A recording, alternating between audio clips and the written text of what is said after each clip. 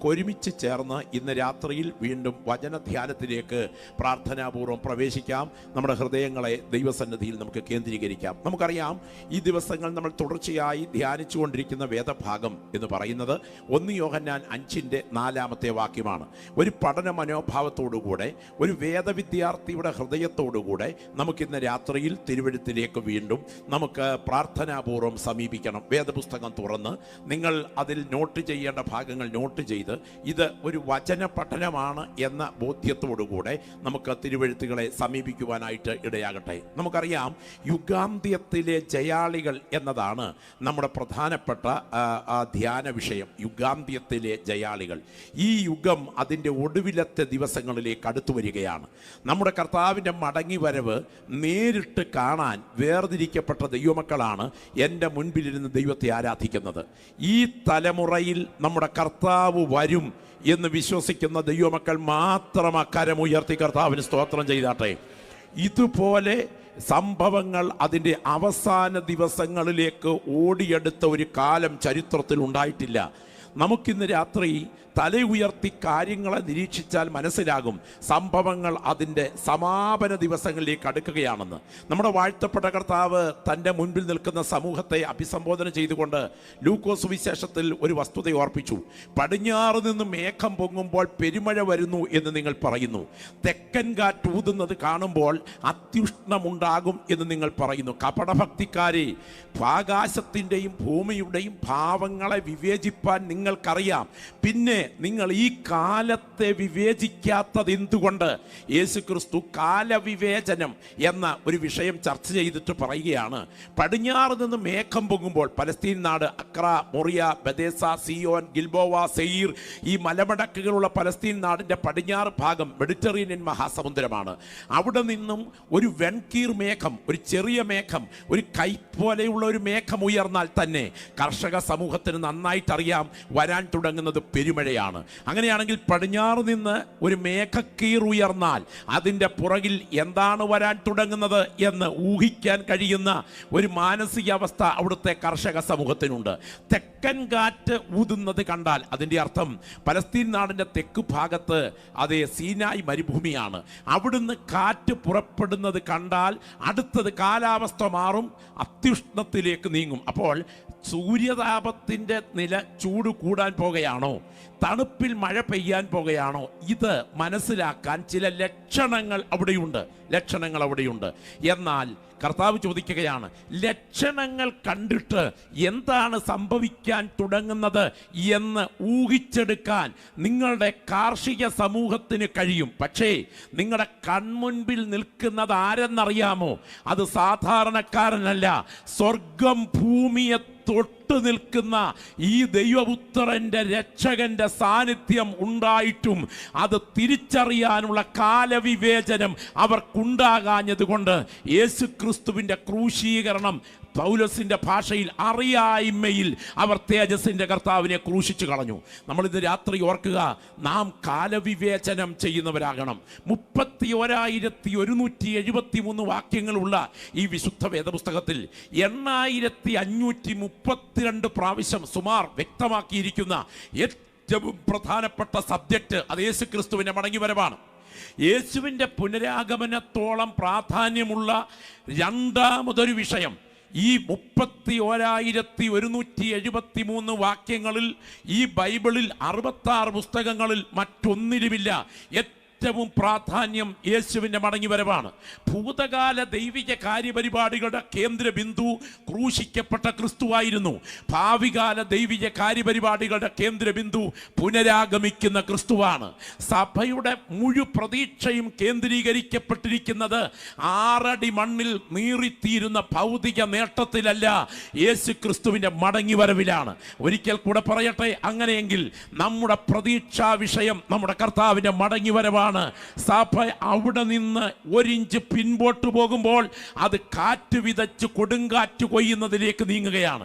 എൻ്റെ പ്രിയപ്പെട്ടവരെ, ഞാൻ ഒന്നുകൂടെ ആവർത്തിക്കട്ടെ, ഓടിച്ചുകൊണ്ട് പോകുമ്പോൾ സ്തോത്രം, കണ്ണൊന്ന് അടഞ്ഞു പോയാൽ മൂക്കിൽ പഞ്ഞി തിരികി അടുത്ത മോർച്ചറിയിൽ വെക്കുന്ന ഒരു പാട്ടവണ്ടി കിട്ടിയത് കൊണ്ടോ, ഒരു നിലയിൽ നിന്ന് 3 നിലയിലേക്ക് പണിതുയർത്താൻ അല്പം കാശ് കീശയിൽ വന്നതുകൊണ്ടോ, ഒന്ന് ഇരുത്തി കുലുക്കിയാൽ പൊട്ടി വീഴുന്ന ഒരു സിമെന്റ് കൂന പണിയാൻ പൈസ കയ്യിൽ കിട്ടിയത് കൊണ്ടോ, 10 ഏക്കർ വസ്തു വാങ്ങിക്കാൻ അടുത്ത നിയമം മാറിയാൽ ഭണ്ണാരത്തിൽ ചേരുന്ന ഒരു വസ്തു വാങ്ങിക്കാനുള്ള പണം കിട്ടിയത് കൊണ്ടോ ദൈവാനുഗ്രഹം ആണെന്ന് വിചാരിക്കരുത്.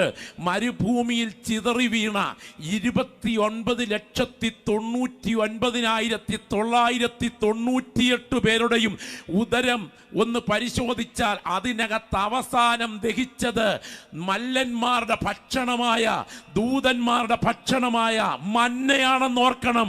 ഓർക്കുക, ഈ മണ്ണിൽ അവസാനിക്കാനല്ല ദൈവം നിന്നെ വിളിച്ചത്, നിത്യതയിലെത്താനാണ്. അത് തിരിച്ചറിയുന്ന ദൈവമക്കളുടെ കണ്ണുകൾ പ്രകാശിക്കണം. ഈ മണ്ണിനേക്കാൾ ഈ യുഗത്തിന്റെ അന്ത്യത്തിൽ നിത്യതയ്ക്കായി നിൽക്കാം.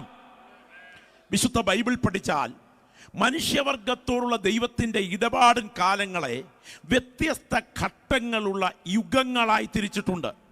നമുക്കറിയാം, യുഗപഠനത്തിൽ വളരെയധികം പ്രാധാന്യം വേർപെട്ട ദൈവമക്കൾ നൽകിയിട്ടുണ്ട്. കാലവിവേചനത്തിൽ ഒന്ന്, ഏദൻ പറുദീസയിൽ ആദി മാതാപിതാക്കളെ ദൈവം ആക്കുന്നത് മുതൽ ഏതിൽ നിന്നവർ പുറത്താക്കപ്പെടുന്നത് വരെയുള്ള കാലഘട്ടം നിഷ്കൽമഷ യുഗം.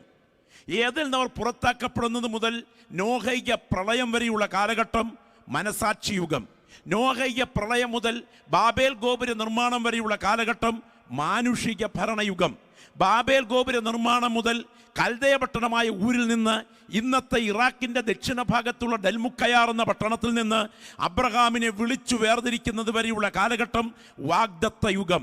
അത് കഴിഞ്ഞ് കൽദയ പട്ടണമായ ഊരിൽ നിന്ന് വിളിച്ചു വേർതിരിക്കുന്നത് മുതൽ അത് സീനായി പർവ്വതത്തിൻ്റെ മേഖലയെ ലക്ഷ്യമാക്കി ദൈവജനം ഇറങ്ങുന്നത് വരെയുള്ള കാലഘട്ടം വാഗ്ദത്ത യുഗം. അടുത്ത യുഗം ന്യായപ്രമാണ യുഗം. അപ്പോൾ നിഷ്കൽമഷ യുഗം, മനസാക്ഷി യുഗം, മാനുഷിക ഭരണയുഗം, വാഗ്ദത്ത യുഗം, ന്യായപ്രമാണ യുഗം. ന്യായപ്രമാണ യുഗം കഴിഞ്ഞാൽ അടുത്തത് കൃപായുഗം, സഭായുഗം, church age, holy spirit age എന്ന ആത്മയുഗമാണ്. നാം വസിക്കുന്ന ഈ യുഗമാണ്. ന്യായപ്രമാണ യുഗം നിലകൊള്ളുന്നതിനേക്കാൾ കൃപായുഗത്തിന് വ്യത്യാസമുണ്ട്. ന്യായപ്രമാണ യുഗത്തെ ആലങ്കാരികമായി പറഞ്ഞാൽ 2 മലയിടുക്കുകളുടെ ഇടയിൽ സ്ഥിതി ചെയ്യുന്നു എന്ന് പറയാം. കൃപായുഗത്തെ ആലങ്കാരികമായി പറഞ്ഞാൽ 2 പുനരുത്ഥാനങ്ങളുടെ നടുവിൽ സ്ഥിതി ചെയ്യുന്നു എന്ന് പറയാം. എന്ന് പറഞ്ഞാൽ സീനായി കൊടുമുടി, മേഘം, അന്ധതമസ്, കൂരിരട്ടു, വാക്കുകളുടെ ശബ്ദം, ഇവയിൽ കത്തിക്കാളുന്ന തീയിൽ അയ്യോ ഞാനും പേടിച്ചു വിറയ്ക്കുന്നു എന്ന് മോശ പറയത്തക്ക വിധം സർവശക്തനായ ദൈവം തൻ്റെ തൃക്കരങ്ങളുടെ അഗ്നിവിരലുകൾ കൊണ്ട് കൽപ്പലകകളിൽ കൽപ്പനകൾ എഴുതി നൽകിയ സീനായി കൊടുമുടിക്കും എൻ്റെ ദൈവമേ, എൻ്റെ ദൈവമേ, നീ എന്നെ കൈവിട്ടതെന്ത് എന്ന് നിലവിളിച്ചുകൊണ്ട് നമ്മുടെ പാപശാപ കാലുഷ്യങ്ങൾ പേറി നമ്മുടെ നാഥൻ ബലിയായി മാറിയ ഗോൽഗോത്ത മലയ്ക്കുമിടയിൽ 1.5 സഹസ്രാബ്ദം ന്യായപ്രമാണ യുഗം നിലകൊള്ളുകയാണ്. അടുത്തതാണ് നാം വസിക്കുന്ന ഈ കൃപായുഗം. നാം വസിക്കുന്ന കൃപായുഗം 2 പുനരുത്ഥാനങ്ങളുടെ മധ്യത്തിലാണെന്ന് പറഞ്ഞാൽ, ഒന്നാമത്തെ പുനരുത്ഥാനം ക്രിസ്തു മരിച്ചവരിൽ നിന്നും കല്ലറയെ ഭേദിച്ചുയർത്ത ഉയർത്തെഴുന്നേൽപ്പ്. അടുത്ത പുനരുത്ഥാനം ദൈവസഭ പ്രതീക്ഷയോടെ കണ്ണിൽ എണ്ണയൊഴിച്ച് കാത്തിരിക്കുന്ന യേശുവിൻ്റെ മേഘപ്രത്യക്ഷതയിൽ കല്ലറയെ ഭേദിച്ച് വിശുദ്ധന്മാർ ഉയർത്തെഴുന്നേൽക്കുന്ന ഉയർത്തെഴുന്നേൽപ്പ്. നാം കൃപായുഗത്തിൻ്റെ സന്ധ്യയിൽ എത്തിക്കഴിഞ്ഞു. നിങ്ങൾ ഓർക്കണം, ഈ ഘട്ടത്തിൽ സഭ എങ്ങനെയായിരിക്കും? വിശുദ്ധ ബൈബിൾ അതിനെക്കുറിച്ച് വ്യക്തമായി തെളിവുകൾ നൽകുന്നുണ്ട്. സഭ കർത്താവിൻ്റെ മടങ്ങിവരവിന് വേണ്ടി കാത്തിരിക്കുന്നവരായിട്ടാണ് നിക്യ വിശ്വാസ പ്രമാണം മുതൽ സൂചിപ്പിക്കുന്നത്. നമുക്കറിയാം, 325 ആണ്ടടിയിൽ 318 പിതാക്കന്മാർ നിക്കയിലെ ബിഥുന്യയിൽ വാദിച്ചും തർക്കിച്ചും യേശുക്രിസ്തുവിൻ്റെ ദൈവത്വ നിഷേധിയായ അറിയൂസിനെ ശാസിച്ചുകൊണ്ട് തയ്യാറാക്കിയ ആ ക്രിസ്തീയ ഉപദേശ സത്യങ്ങളുടെ അടിത്തറയായ നിക്യ വിശ്വാസ പ്രമാണത്തിൻ്റെ 2ാം ഭാഗത്ത് യേശുക്രിസ്തുവിനെ കുറിച്ച് പറഞ്ഞ് അവസാനിപ്പിക്കുന്നത് മടങ്ങിവരവിൻ്റെ ചിത്രത്തിലാണ്. ദൈവത്തിൻ്റെ ഏകപുത്രനും സർവ്വലോകങ്ങൾക്ക് മുൻപേ പിതാവിൽ നിന്ന് ജനിച്ചവനും പ്രകാശത്തിനുള്ള പ്രകാശവും സത്യദൈവത്തിനുള്ള സത്യദൈവവും, ജനിച്ചവനും സൃഷ്ടിയല്ലാത്തവനും സാരാംശത്തിൽ പിതാവിനോട് ഏകത്വമുള്ളവനും സർവ്വസൃഷ്ടിക്ക് മുഖാന്തരമായവനും, മനുഷ്യരായ നമുക്ക് നമ്മുടെ രക്ഷയ്ക്കും വേണ്ടി സ്വർഗത്തിൽ നിറങ്ങി വിശുദ്ധ റൂഹായാൽ കന്യമറിയാമിൽ ജഡം ധരിച്ച് മനുഷ്യനായി പൊന്തിയോസ് പീലാത്തോസ് നാളുകളിൽ നമുക്ക് വേണ്ടി കഷ്ടം അനുഭവിച്ച് മരിച്ചടക്കപ്പെട്ട് തിരികിത പ്രകാരം 3-ാം ദിവസം ഉയർത്തെഴുന്നേറ്റ് സ്വർഗത്തിലേക്ക് കരയേറി ജീവിച്ചിരിക്കുന്നവരെയും മരിച്ചവരെയും വിധിപ്പാൻ തൻ്റെ മഹാപ്രഭാവത്തോടെ വരുവാനിരിക്കുന്ന യേശു കർത്താവിലും ഞങ്ങൾ വിശ്വസിക്കുന്നു എന്ന് ദൈവമക്കൾ പറഞ്ഞ് ചൊല്ലിത്തീർക്കുകയല്ല, ഞങ്ങൾ അവനെ കാത്തിരിക്കുന്നു എന്ന് പറയാൻ കൃപ പ്രാപിച്ചവരാണ് ഇവിടെ കടന്നു വന്നിരിക്കുന്ന ദൈവമക്കൾ. നാം കേവലം വിശ്വസിക്കുകയല്ല, നമ്മൾ അവനെ കാത്തിരിക്കുകയാണ്. എന്നാൽ ഓർക്കുക, ഈ കാത്തിരിപ്പിൻ്റെ അന്ത്യഘട്ടത്തിൽ സഭ എന്ന പിതാവായ ദൈവത്തിൻ്റെ മുൻനിർണയ പ്രകാരം യേശു ക്രിസ്തു കാൽവറിയിൽ ചൊരിഞ്ഞ രക്തത്താൽ പരിശുദ്ധാത്മാവ് പണിതു വരുന്ന ഈ സാർവത്രിക സംഘത്തിൻ്റെ സ്വഭാവം എന്തായിരിക്കും? സഭ പല പ്രഭാഷകരും അവതരിപ്പിക്കുന്നത് പോലെ അന്ത്യഘട്ടത്തിൽ ഉണർവിലേക്ക് ഉയരുകയല്ല, അപ്പോസ്റ്റസിയിലേക്ക്, വിശ്വാസത്യാഗത്തിലേക്ക് താഴുകയാണ് ചെയ്യുക. സ്തോത്രം. എന്ന് പറഞ്ഞാൽ വെളിപ്പാട് പുസ്തകത്തിൽ 7 സഭകളുടെ ചിത്രമുണ്ട്, 2-3 അധ്യായങ്ങൾ. നിങ്ങളൊന്നെടുക്കണം. യുഗാന്ത്യത്തിലെ ജയാളികൾ എന്ന് മനസ്സിലാക്കുമ്പോൾ പെട്ടെന്ന് ഈ ചിത്രീകരണത്തിലേക്ക് നമ്മൾ വരുമ്പോൾ ഇതിൽ എഫേസോസ്, നമ്മൾ ശ്രദ്ധിച്ചേ, നിങ്ങൾക്ക് എല്ലാവർക്കും നന്നായിട്ട് അറിയാവുന്ന ഭാഗമാണ് ഞാൻ ഈ പറയുന്നത്. Ephesus, Smyrna, Pergamos, Thyatira, Sardis, Philadelphia, Laodicea. എത്ര സഭയായി? എഫേസോസ് മുതൽ ലവോദിക്ക വരെയുള്ള 7 സഭകൾ. ഈ 7 സഭകളിൽ 2 സഭകൾക്ക് മാത്രമേ ആരോപണങ്ങളും ശാസനയും ഇല്ലാത്തതുള്ളൂ. ഏതൊക്കെ സഭകൾക്ക്? സ്മുർന്ന സഭയ്ക്കും ഫിലദൽഫിയ സഭയ്ക്കും. ബാക്കി 5 സഭകൾക്കും ആരോപണങ്ങളുണ്ട്. ഈ 5 സഭകളുടെയും ചരിത്രം നമ്മൾ പഠിച്ചാൽ ഈ 5 സഭകൾ ശരിക്കും സഭാചരിത്രത്തിൻ്റെ താഴോട്ടുള്ള ഒഴുക്കാണ്. സഭ അവസാന ഘട്ടം ലവോദിക്കയിലെത്തും. ലവോദിക്കയിൽ പ്രാവചനികമായി പറഞ്ഞാൽ സഭയുടെ ഒടുവിലത്തെ ഘട്ടം വരുമ്പോൾ സഭ ദൈവപുത്രനാൽ ഛർദ്ദിക്കപ്പെടത്തക്ക നിലയിലെത്തും. ഞാൻ ചോദിക്കുന്നു, ഛർദ്ദിലിനോട് വൈകാരിക ബന്ധം ഛർദ്ദിക്കുന്ന ആളിനുണ്ടോ? ഇല്ല. എന്താണ് ഛർദ്ദിക്കുന്നത്? എന്താ ഛർദ്ദിക്കുന്നത്? ഛർദ്ദിൽ വരുമ്പോഴേ പുറത്തേട്ട് തള്ളുന്ന ഈ സാധനത്തിൻ്റെ കാരണം എന്താ? നമുക്കറിയാം, വായിലൂടെ വയറ്റിലെത്തി ഉദരത്തിൽ അമ്ലാംശങ്ങളുമായി ചേർന്ന് ദഹനപ്രക്രിയയിലൂടെ ശരീരത്തിൻ്റെ മജ്ഞയും മാംസവും മേധസ്സുമായി മാറുന്ന ആ ദഹനപ്രക്രിയ നടക്കാതെ ദേഹത്തിൻ്റെ ഭാഗമാകാത്തതിനെ പുറന്തള്ളുന്ന പ്രക്രിയയാണ് എന്ത്? ഛർദിൽ, അല്ലേ? ദേഹത്തിൻ്റെ ഭാഗമായതിനെ പുറന്തള്ളുന്ന പ്രക്രിയയല്ല, ദേഹത്തിൻ്റെ ഭാഗമാകാത്തതിനെ പുറന്തള്ളുന്ന പ്രക്രിയയാണ് ഛർദിൽ. അങ്ങനെയാണെങ്കിൽ യേശു ക്രിസ്തു സഭയോട് പറയുന്ന ഒടുവിലത്തെ പ്രയോഗം ശ്രദ്ധിക്കണം. നിങ്ങളതിൻ്റെ താഴേക്കുള്ള ഒഴുക്കൊന്ന് പരിശോധിക്കണം. അപ്പോൾ അന്ത്യകാലഘട്ടത്തിലെ ജയാളികളുടെ പ്രസക്തി നമുക്ക് മനസ്സിലാക്കാം. പെട്ടെന്ന് വാക്യങ്ങളിലേക്കൊന്ന് വന്നാട്ടെ.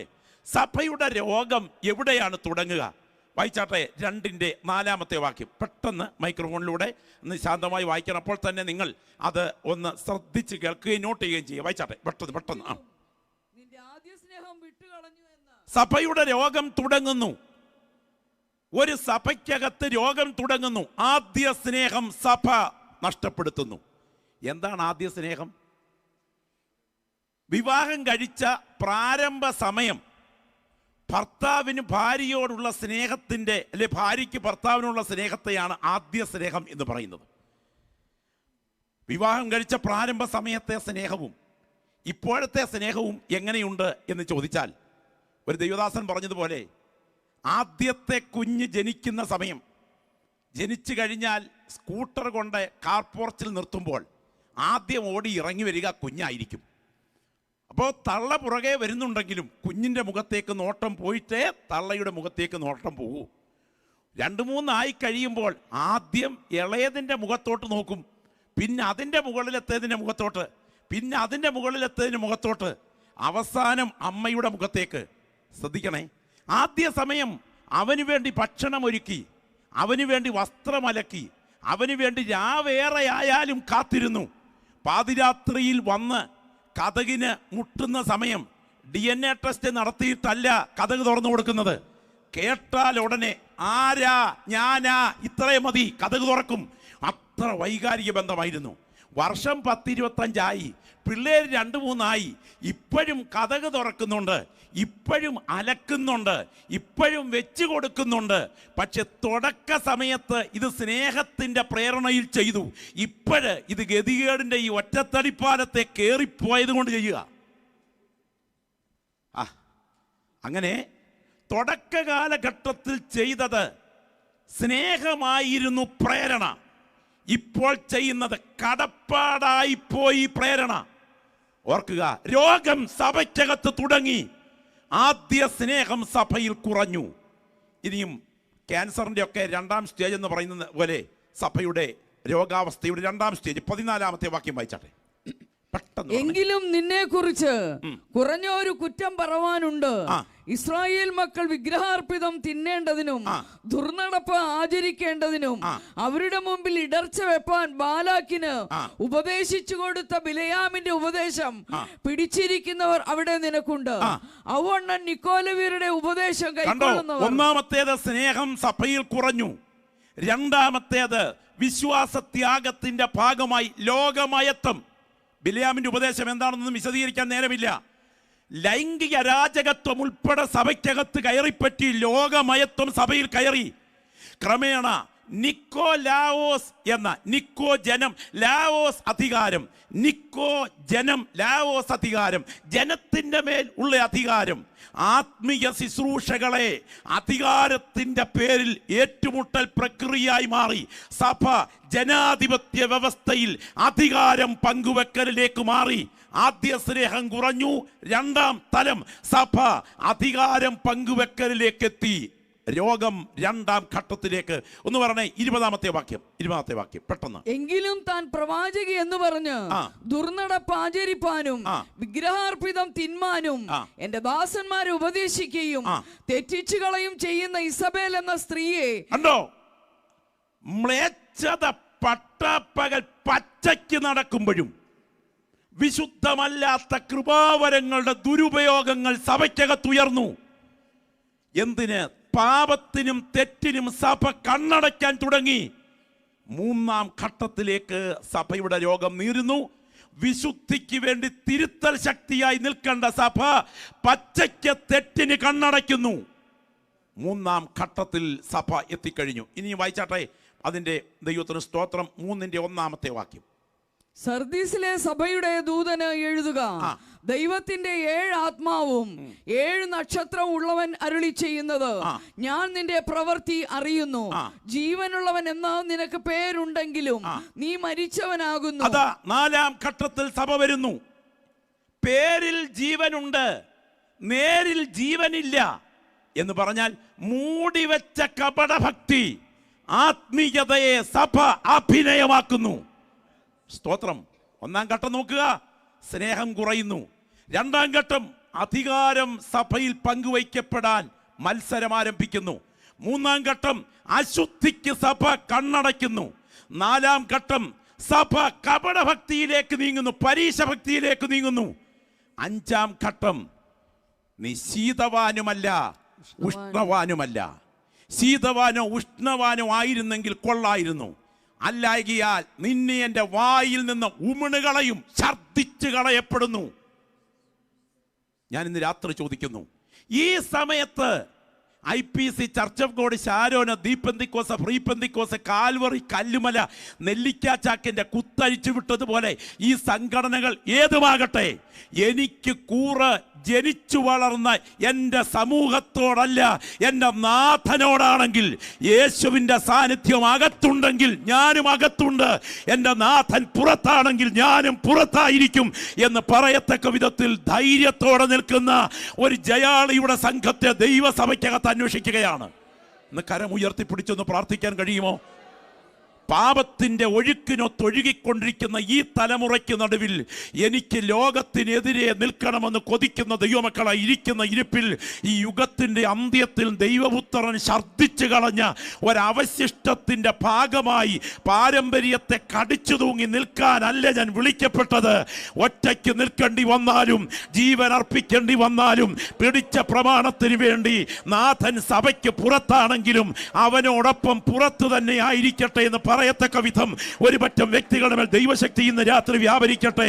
യേശുവിനോടുള്ള സ്നേഹത്താൽ എരിയുന്ന സഭ, യേശുവിനോടുള്ള സ്നേഹത്താൽ എരിയുന്ന സഭ, സഹോദരങ്ങളോടുള്ള ആത്മബന്ധത്താൽ എരിയുന്ന സഭ, പാപത്തെ തുറന്ന് ശാസിക്കുന്ന സഭ, അശുദ്ധിക്കെതിരെ നിൽക്കുന്ന സഭ, ജഡത്തെ ക്രൂശിക്കാൻ നിരന്തരം പ്രസംഗിക്കുന്ന സഭ, യേശുവിനെ പോലെ ജയാളിയായി പുറത്തു വരുന്ന സഭ. ഇന്ന് രാത്രി അങ്ങനൊരു സമൂഹത്തെ പണിതെടുക്കാൻ ദൈവം സഭയ്ക്കകത്ത് ആഗ്രഹിക്കുന്നു. ഈ രാത്രി നമുക്ക് പ്രാർത്ഥിക്കാം. ഈ തലമുറയുടെ ഒഴുക്കിനെതിരെ യുഗാന്ത്യകാലത്തെ ജയാളിയായി എനിക്ക് നിൽക്കണം. അങ്ങനെയാണെങ്കിൽ സഭയുടെ ഏറ്റവും ശ്രദ്ധേയമായ ഭാഗമായി നമ്മളത് മനസ്സിലാക്കണം. ഇത് യുഗാന്ത്യത്തിലെ സഭയാണ്. നമുക്ക് ഈ ചിത്രീകരണങ്ങൾ മനസ്സിലാക്കുമ്പോൾ നമുക്കറിയാം, ഈ ചിത്രീകരണങ്ങളിൽ ആത്മീയ പോരാട്ടത്തിൻ്റെ നേർചിത്രമാണ്. ഞാനതിൻ്റെ വിശദീകരണങ്ങളിലേക്ക് കൂടുതൽ കടക്കുന്നില്ല. പൈതൃക സ്വഭാവമുള്ള 8 പാപങ്ങൾ. ഒന്ന്, എല്ലാവരും കൂടെ ചേർന്ന് ഒന്ന് പറഞ്ഞാട്ടെ, നിങ്ങളുടെ മനസ്സിൽ ഇതൊന്ന് പതിയട്ടെ. ശബ്ദമുയർത്തി പറഞ്ഞാട്ടെ. ഒന്ന്, നിഗളം, സ്തോത്രം, മയിൽ പ്രതീകമാണ്. 2, അശുദ്ധി, ആട്ടുകൊറ്റൻ പ്രതീകമാണ്. എന്ന് പറഞ്ഞാൽ ലൈംഗിക രാജകത്വം. ഒരു പാപം അതിൽ തന്നെ അവസാനിക്കാതെ നിരവധി പാപങ്ങളെ ജനിപ്പിക്കുന്നുണ്ടെങ്കിൽ ആ പാപത്തെ പിതൃപാപം എന്ന് പറയാം. അത്തരം സ്വാധീനമുള്ള 8 പ്രധാനപ്പെട്ട പാപങ്ങൾ. മറ്റൊന്ന്, ലൗകികാഹ്ലാദം. സ്തോത്രം, വിശദീകരിക്കാൻ ഒത്തിരിയുണ്ട്. ലൗകികാഹ്ലാദം. മറ്റൊന്ന്, അലസത. സ്തോത്രം, ഞായറാഴ്ച രോഗം എന്നൊരു പ്രത്യേക രോഗം ഇന്ന് വ്യാപിച്ചുകൊണ്ടിരിക്കുകയാണ്. ഞായറാഴ്ച രോഗത്തിന് പ്രത്യേകതയുണ്ട്. യോഗം 10 മണിക്കാണ് തുടങ്ങുന്നതെങ്കിൽ 10 മണി വരെ ഈ പ്രതിക്ക് പ്രത്യേക പ്രശ്നമൊന്നും ഉണ്ടായിരിക്കില്ല. എന്നാൽ 9:30 കഴിയുമ്പോൾ ഒരു ചെറിയ അസ്വസ്ഥത, ശാരീരികമായ ചെറിയ വലിവ്, കിടക്കണം എന്നൊരു മോഹം, അത്ര സുഖമില്ല, ഇടയ്ക്കിടയ്ക്കൊരു കുത്തി ചുമ, ഉദര സംബന്ധമായി പ്രശ്നമൊന്നുമില്ല, വാരി വലിച്ച് എത്ര കഴിച്ചാലും ദഹനപ്രക്രിയയ്ക്കും പ്രശ്നമൊന്നുമില്ല. ഏതാണ്ട് 1 മണി വരെ ഈ രോഗം നീളും. പ്രാർത്ഥന കഴിഞ്ഞ് എല്ലാവരും പിരിഞ്ഞു കഴിയുമ്പോൾ രോഗം തീരും. ഇങ്ങനെയുള്ള രോഗം കൂടുതലുള്ള ചില ആളുകൾ ആത്മലോകത്തിലുമുണ്ട്. ഞാനൊരു വസ്തുത പറയാം. അതിൻ്റെ അർത്ഥം നിന്റെ ആത്മീയ ജീവിതത്തിൽ അലസത എന്ന ആമയുടെ ശക്തി വ്യാപരിച്ചു കഴിഞ്ഞു. ഇടുക്കുവാതിലിലൂടെ അകത്ത് കടക്കാൻ പോരാടുന്ന ഒരുവൻ ആത്മീയതയെ ആവോളം സ്നേഹിക്കാൻ കഴിയണം. എങ്ങനെയായിരുന്നാലും ദൈവ സാന്നിധ്യത്തിന് വേണ്ടി കൊതിക്കുന്ന ഒരു ഹൃദയമുണ്ടോ, അത് നീ നിത്യതയ്ക്കായി ഒരുങ്ങുന്ന ദൈവവൈതലാണ് എന്നതിൻ്റെ ലക്ഷണമാണ്. മറ്റൊന്ന്, കോപമാണ്. ദൈവത്തിന് സ്തോത്രം. വിശദീകരിക്കാൻ ഒത്തിരി സമയത്തിനനുസരിച്ച് പറയാം. മറ്റൊന്ന്, അസൂയയാണ്. ഏദൻ പറുദീസയിൽ ഒരു കുടുംബം സംതൃപ്തിയോടെ കഴിയുന്നത് കണ്ടിട്ട് അതിനോടൊട്ടും താല്പര്യമില്ലാതെ പാമ്പിൻ്റെ രൂപത്തിനകത്ത് കയറിയ സാത്താനിൽ വ്യാപരിച്ച ആ പാപത്തിൻ്റെ പിതൃപാപം. ഇനി മറ്റൊന്ന്, അത്യാഗ്രഹമാണ്. ചില പ്രത്യേകതരം തവളയുണ്ട്, ചില പ്രത്യേകതരം ഉറുമ്പിനോട് ഭയങ്കര കൊതിയാണ്.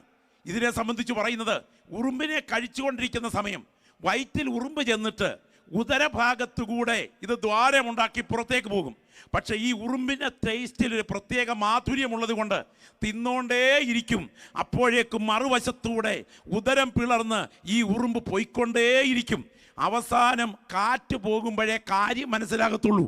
ഇതുപോലെ എത്ര കിട്ടിയാലും, ഭൗതികത വെട്ടിപ്പിടിച്ചാലും തട്ടിപ്പറിച്ചാലും പറ്റിച്ചെടുത്താലും ഒരു തൃപ്തിയുമില്ലാത്ത ആത്മീയത. ദൈവത്തിന് സ്തോത്രം. ഞാൻ ഇന്ന് രാത്രി ചോദിക്കട്ടെ, ഉണ്മാനും ഉടുപ്പാനുമുണ്ടെങ്കിൽ ബാക്കി എന്ന് പറഞ്ഞേ, അത് മതി എന്ന് വയ്പ്പീൻ. സ്തോത്രം. ഞാൻ ഇന്ന് രാത്രി ഈ വചനം കേൾക്കുന്ന ഈ മക്കളോട് പറയാം, നിലവിലുള്ള അവസ്ഥയിൽ നീ സംതൃപ്തനാകാതെ ഭൗതികതയ്ക്ക് വേണ്ടി അടങ്ങാത്ത ഒരു കൊതി നിന്നെ ഭരിക്കുന്നെങ്കിൽ അതിൻ്റെ പുറകിൽ വ്യാപരിക്കുന്ന ഒരു പൈശാചിക ആത്മാവാണ്. അതിനെ ജയിക്കാൻ കഴിയണം. അത് അത്യാർത്ഥിയാണ്. മറ്റൊന്ന് ഫോഷ്കാണ്. ദൈവത്തിന് സ്തോത്രം. ഇന്ന് കർത്താവ് വന്നാൽ ന്യായാസനത്തിന് മുൻപിലേക്ക് വിളിക്കുമ്പോൾ, മോനെ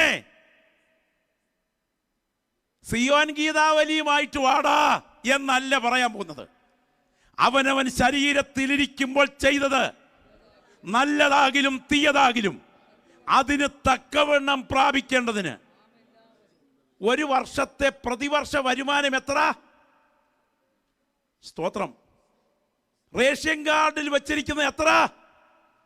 മോനെ കൊണ്ടുവാടാ റേഷൻ കാർഡ് എന്ന് പറഞ്ഞാൽ എന്തായിരിക്കും ഗതി? ഞാൻ കൂടുതൽ അസ്വസ്ഥതപ്പെടുത്തുന്നില്ല. ദൈവത്തിന് സ്തോത്രം.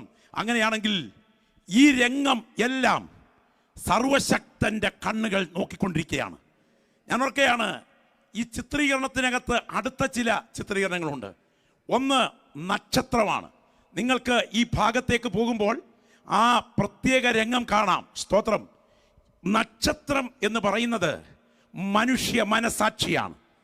മനുഷ്യ മനസാക്ഷി. നിങ്ങൾക്കറിയാമോ, നിങ്ങളിൽ തന്നെ നിങ്ങളെ വിധിക്കാൻ തക്കവണ്ണം ദൈവം സെറ്റ് ചെയ്തു വച്ചിരിക്കുന്ന കാർഡ്സ് വാച്ചിന്റെ ബാറ്ററി പോലെയുള്ളൊരു സംവിധാനമാണ് മനസാക്ഷി. സ്തോത്രം. മനസാക്ഷി അതിൽ തന്നെ വിശുദ്ധമല്ലെങ്കിലും പരിശീലിപ്പിക്കപ്പെടുന്നതനുസരിച്ച് മനസാക്ഷി അശുദ്ധമാകുമെങ്കിലും മനസാക്ഷി ഒരു ദൈവശബ്ദമായി വ്യക്തിയിൽ മുഴങ്ങും. സ്തോത്രം. ശ്രദ്ധിച്ചു കേൾക്കണേ. അന്തിമ വിധി ദിനം നമ്മെ വിധിക്കാൻ ആന്തരികമായി സർവശക്തനെടുക്കുന്ന പ്രധാനപ്പെട്ട പ്രൂഫ് റോമാലേഖനം 2-ാം അധ്യായത്തിന് 16-ാം വാക്യം നോട്ട് ചെയ്താൽ മതി. എഴുതിയിരിക്കുന്നത് എന്താ? അവരുടെ മനസാക്ഷി കൂടെ സാക്ഷ്യം പറഞ്ഞു, തമ്മിൽ പ്രതിവാദിക്കുകയോ ചെയ്തുകൊണ്ട്. അങ്ങനെയാണെങ്കിൽ മനസാക്ഷി മനസ്സിനകത്ത് വ്യക്തിക്കെതിരെ സജ്ജമായി ദൈവശബ്ദമായി മുഴങ്ങും. നിങ്ങൾക്കറിയാമോ, ഫ്ലൈറ്റ് ക്രാഷ് ആകുമ്പോൾ അന്വേഷിക്കുന്ന ഒരു ബോക്സ് ഉണ്ട്. അതിൻ്റെ പേരെന്നാ? ഹലോ, അതിൻ്റെ പേരെന്നാ? Black box. കണ്ടിട്ടുള്ളവരൊന്ന് കൈ ഉയർത്തിക്കേ. ബ്ലാക്ക് ബോക്സ് നേരിട്ട് കണ്ടിട്ടുള്ളവർ ഒന്ന് കൈ ഉയർത്തിക്കേ. ഇവിടെ ആരും ഇല്ലെന്ന് തോന്നുന്നു. നിങ്ങൾ കണ്ടിട്ടുണ്ടാകാം. ഞാൻ നേരിട്ട് ഇംഗ്ലണ്ടിൽ നിരവധി ഫ്ലൈറ്റുകളുടെ തകർച്ചയിൽ 1-2 ലോകമഹായുദ്ധ കാലഘട്ടത്തിൽ ഉപയോഗിച്ച ഫ്ലൈറ്റുകളുടെ ബ്ലാക്ക് ബോക്സുകൾ നിരത്തി വെച്ചിരിക്കുന്നത് കണ്ടിട്ടുണ്ട്. അതിൻ്റെ കളർ എല്ലാം ചുവപ്പ് കളറാണ്. ബ്ലാക്ക് ബോക്സ് എന്ന പേര് വരാനുള്ള കാരണം എന്നറിയാമോ? കറുത്ത ആശയങ്ങൾ അല്ലെങ്കിൽ അറിവുകളാണ് ഇൻഫർമേഷൻ അതിനകത്തുള്ളത്. തകർച്ചയുടെ രംഗത്തെ ഇൻഫർമേഷൻ. ആ കോക്പിറ്റിൽ നിന്ന് പുറത്തേക്ക് പോയ ഒടുവിലത്തെ സന്ദേശം എന്തായിരുന്നു? അവസാനമായി അകത്തോട്ട് കയറി വന്ന സന്ദേശം എന്തായിരുന്നു? ഇത് റെക്കോർഡ് ചെയ്ത് വെച്ചിരിക്കുകയാണ്. എന്തിനകത്ത്? ബ്ലാക്ക് ബോക്സിനകത്ത്. അങ്ങനെയാണെങ്കിൽ അന്തിമ വിധി ദിനം എന്നെയും നിന്നെയും വിസ്തരിക്കാൻ തമ്പുരാൻ രംഗത്ത് കൊണ്ടുവരുമ്പോൾ നമ്മുടെ മനസാക്ഷി ദൈവസന്നിധിയിൽ സാക്ഷ്യം പറയും. സ്തോത്രം. നിങ്ങൾക്കറിയാമോ, നാർക്കോ അനാലിസിസ് എന്ന് പറയുന്ന ഒരു പ്രത്യേക കുറ്റാന്വേഷണ വിഷയമുണ്ട്. ഇന്നേക്ക് 2 പതിറ്റാണ്ടുകൾക്ക് പുറകിൽ കോട്ടയം പയസ്റ്റൻ്റേത് കോൺവെന്റിന്റെ താഴത്തെ അടുക്കള മുറിയിൽ എന്താണ് സംഭവിച്ചത് എന്ന് വ്യക്തമായി പറയാൻ എന്നെ കൊണ്ട് നിർവാഹമില്ല. സ്തോത്രം. കാരണം 4 പേര് കൂടിയാൽ ഏത് വിശുദ്ധനെയും ഇവിടെ അശുദ്ധനാക്കാം. 4 പേര് കൂടിയാൽ ഏത് അശുദ്ധനെയും ഇവിടെ വിശുദ്ധനാക്കാം. സ്തോത്രം. മാടത്തരുവിക്കുലക്കേസ് മറിയാമ്മ എന്ന് പറഞ്ഞൊരു സ്ത്രീയെ കൊന്ന കൊലക്കേസിനെ കുറിച്ച് നിങ്ങൾ കേട്ടിട്ടില്ലേ? ഞങ്ങൾ താമസിക്കുന്നിടത്തുനിന്ന് ഒരു 2 കിലോമീറ്റർ അപ്പുറത്ത് ഒരു റബ്ബറിൻ തോട്ടത്തിലാണ് ഈ സ്ത്രീയെ കൊന്നിട്ടത്. സ്തോത്രം. ജംഗ്ഷനിൽ വന്നു നിന്ന ഒരു പുരോഹിതനെ വിളിച്ചുകൊണ്ടുപോയി സാക്ഷിയാക്കി ചെയ്യാത്ത കുറ്റത്തിന് ആരോപണ വിധേയനാക്കിയ രംഗം ഒക്കെ നിങ്ങൾക്കറിയാം. ഒരു കുടുംബം നടത്തിയ ക്രൂര തന്ത്രങ്ങളുടെ ചുരുളഴിയുമ്പോൾ ഇതിന് മുഖാന്തരമായൊരു ഡോക്ടറിൻ്റെ കുടുംബം പിന്നീട് അനുഭവിച്ച കൊടിയ ശാപത്തിൻ്റെ കൂടിപ്പകർച്ചയിൽ അവസാനം ജീവിച്ചിരുന്ന അദ്ദേഹത്തിൻ്റെ ഭാര്യയും അമ്മയും ചെന്ന് കോൺവെന്റിൽ ഈ മനുഷ്യനെ കണ്ട് കാലിൽ വീണ് ക്ഷമ ചോദിക്കുന്ന സമയം പത്രക്കാർ എഴുതിയ ചില വാർത്തകളുണ്ട്. അപ്പോൾ ഇവിടെ എന്തും ആരെക്കുറിച്ചും പറയാം. എന്നാൽ നിങ്ങൾ പ്രത്യേകം ശ്രദ്ധിക്കുക. ഇവിടെ കോട്ടയം പയസ്റ്റൻ്റേത് കോൺവെന്റിന്റെ താഴത്തെ അടുക്കള മുറിയിൽ സിസ്റ്റർ സെബിയും 2 പുരോഹിതന്മാരും എന്താണ് ചെയ്തത്? അപ്പയെ എങ്ങനെയാണ് കൊന്നത്? അടയ്ക്കാരാജു എന്ന ആ പെരും കള്ളന്റെ മൊഴിയാണോ യഥാർത്ഥത്തിൽ മൊഴി? പക്ഷേ നിങ്ങൾ യൂട്യൂബിൽ പരതണം. അതിനകത്ത് ഇന്നും കിടപ്പുണ്ട് നാർക്കോ അനാലിസിസിന്റെ തെളിവ്. സോഡിയം പെന്റത്തോളിൻ എന്നാണ് എൻ്റെ ഓർമ്മ, ഒരു പ്രത്യേകതരം മരുന്ന്. അതിനെക്കുറിച്ച് ഇങ്ങനെയാണ് ഞാൻ വായിച്ചിട്ടുള്ളത്. ഒരിക്കൽ ഒരു ചെറുപ്പക്കാരൻ ഒരു പരു ഓപ്പറേഷൻ ചെയ്യാൻ ഡോക്ടറിൻ്റെ അടുക്ക ചെന്നു. ഡോക്ടറിൻ്റെ അടുക്ക ചെന്നപ്പോൾ ഡോക്ടർ പറഞ്ഞു, നാളെ രാവിലെ വരണം, ഒന്നും കഴിക്കാതെ ഇഞ്ഞ് വരണം. അങ്ങനെ ഒന്നും കഴിക്കാതെ ചെല്ലാൻ ക്രമീകരിച്ചു പോന്നു. അങ്ങനെ പിറ്റേ ദിവസം രാവിലെ പരു ഓപ്പറേറ്റ് ചെയ്യാൻ വേണ്ടി ഇദ്ദേഹം അവിടെ ചെന്നു. ഡോക്ടർ കയറ്റി കിടത്തി. ദൈവത്തിന് സ്തോത്രം. മയക്കുമരുന്നിൻ്റെ ഭാഗമായി ഇത് കുത്തിവെക്കാൻ തുടങ്ങുകയാണ്. നമുക്കറിയാമല്ലോ, മയക്കാൻ തുടങ്ങുമ്പോൾ, സഡേഷൻ നൽകാൻ തുടങ്ങുമ്പോൾ ഡോക്ടർമാർ സംസാരിച്ചുകൊണ്ടിരിക്കും. ഇങ്ങനെ കൊടുത്തുകൊണ്ടിരുന്നു മരുന്ന്. അതിനിടയ്ക്ക് ഇദ്ദേഹം പാതി മയക്കത്തിലേക്ക് പോയി. മയക്കത്തിലേക്ക് പോയപ്പോൾ അങ്ങോട്ട് ചോദിച്ചു, രാവിലെ വല്ലതും കഴിച്ചിരുന്നോ? തിരിച്ചിങ്ങോട്ട് ശാന്തമായി മറുപടി പറഞ്ഞു, ചപ്പാത്തിയും മീൻ കറിയും കഴിച്ചു. അപ്പോൾ ഡോക്ടർക്ക് ഒരു കാര്യം മനസ്സിലായി, എടാ ഈ സാധനം അകത്ത് ചെന്നാൽ കള്ളമില്ലാതെ സത്യം തുള്ളി തുള്ളിയായി പുറത്തു വരും. അതൊടുവിൽ കുറ്റാന്വേഷണ മേഖലയിൽ ഉപയോഗിച്ചു. അത്ഭുതകരമായിരുന്നു. പ്രതിയെ സഡേഷന് വിധേയമാക്കി ചോദിക്കുന്ന ചോദ്യങ്ങൾക്ക് നിങ്ങൾ നെറ്റിൽ പരതിയാൽ നിങ്ങൾക്ക് നേരിട്ട് കാണാം. സ്തോത്രം. ഫാദർ പിതൃക്കലിന്റെ മറുപടി എങ്ങനെയായിരുന്നു അടിച്ചത്? ചുറ്റിക കൊണ്ടായിരുന്നു. എവിടായിരുന്നു? പിൻഭാഗത്തായിരുന്നു. കൃത്യമായി മനസാക്ഷി സജീവമാകുമ്പോൾ പച്ചക്കള്ളമായി പറയാൻ ആഗ്രഹിച്ചതുപോലും പച്ച സത്യമായി പറയത്തക്ക വിധം ഒരു മനസാക്ഷി അകത്ത് സജീവമായിട്ടുണ്ട്. ഇന്ന് രാത്രി ഈ ദൂത് കേട്ടുകൊണ്ടിരിക്കുമ്പോൾ തിരിച്ചറിയണം, കൊടും പാതകം ചെയ്യാൻ കരുതിക്കൂട്ടി കരുനീക്കിയാലും നീ ചെയ്യുന്ന സകല കള്ളത്തരവും എന്താണെന്ന് നിനക്കെതിരെ ദൈവസന്നിധിയിൽ വാദിക്കാൻ നിന്റെ അകത്തൊരു മനസാക്ഷി സജീവമായി നിൽപ്പുണ്ട്. അത് ഇന്നല്ലെങ്കിൽ നാളെ നിനക്കെതിരെ വാദിക്കും. സ്തോത്രം. അവസാനത്തെ രംഗം നമ്മൾ മനസ്സിലാക്കുമ്പോൾ സ്തോത്രം, ദൈവത്തിൻ്റെ ദൃഷ്ടികളാണ്. അത് സകലത്തെയും കണ്ടുകൊണ്ടിരിക്കുകയാണ്. ഒരിക്കൽ ഒരു മനുഷ്യൻ മറ്റൊരാളിനോടുള്ള പക തീർക്കാൻ നടത്തിയ ഒരു സംഭവത്തെക്കുറിച്ച് ഞാൻ കേട്ടിട്ടുണ്ട്. അന്ന് ഇതുപോലുള്ള ടെസ്റ്റുകളും മറ്റും ഇല്ലാത്തൊരു കാലം. അയാളെ കൊല്ലാൻ തീരുമാനിച്ച് പട്ടണത്തിൽ കടയടച്ചിട്ട് പോകുന്ന സമയം ഒരു നിഴൽ പോലെ ഇദ്ദേഹത്തിൻ്റെ പുറകിൽ യാത്രയായി. ഒരു പ്രത്യേക സ്ഥലത്തേക്ക് വന്നപ്പോൾ സ്തോത്രം, ഒറ്റ കുത്തിന് ഇദ്ദേഹത്തെ താഴേക്കിട്ടു. വീണ്ടും കുത്തി. വെള്ളം വെള്ളം വെള്ളം എന്ന് അലച്ചപ്പോൾ അവിടെ കിടക്കുന്ന ഒരു പിടി പൂഴിമണ്ണ് വാരി ഈ കൊലയാളി ഈ മനുഷ്യൻ്റെ വായ്ക്കകത്ത് ശബ്ദം വരാതിരിക്കാൻ കുത്തിത്തിരികെ കയറ്റി വെച്ചു. എന്നിട്ട് കത്തി ഊരിയപ്പോൾ ദേഹത്തെല്ലാം ചോര തെറിച്ചു. നേരെ മതിൽ ചാടി അകത്തോട്ട് കയറി. മുകളിൽ ഒരു വീടുണ്ടായിരുന്നു. വീടിൻ്റെ തൊട്ട് താഴത്തെ വിറകുപുരയായിരുന്നു. ആ വിറകുപുരയിലേക്ക് ചെന്നപ്പോൾ ഡ്രസ്സ് ഉണങ്ങാനിട്ടിരിക്കുന്നു. തൻ്റെ ചോര പുരണ്ട കത്തിയും ഡ്രസ്സും ചോര തെറിച്ച് നിൽക്കുന്ന ഡ്രസ്സുമെല്ലാം ഊരി വിറകുപുരയുടെ വിറക് കെട്ടുകൾക്കിടയിൽ കുത്തിത്തിരുകി കയറ്റി വെച്ചിട്ട് അവിടെ കിടന്ന ഡ്രസ്സ് എടുത്ത് ധരിച്ചുകൊണ്ട് താഴത്തെ ഒലിപ്പ് തോട്ടിലിറങ്ങി കൈയും മുഖവും കഴുകി അക്കരെ കയറി രക്ഷപ്പെട്ടു.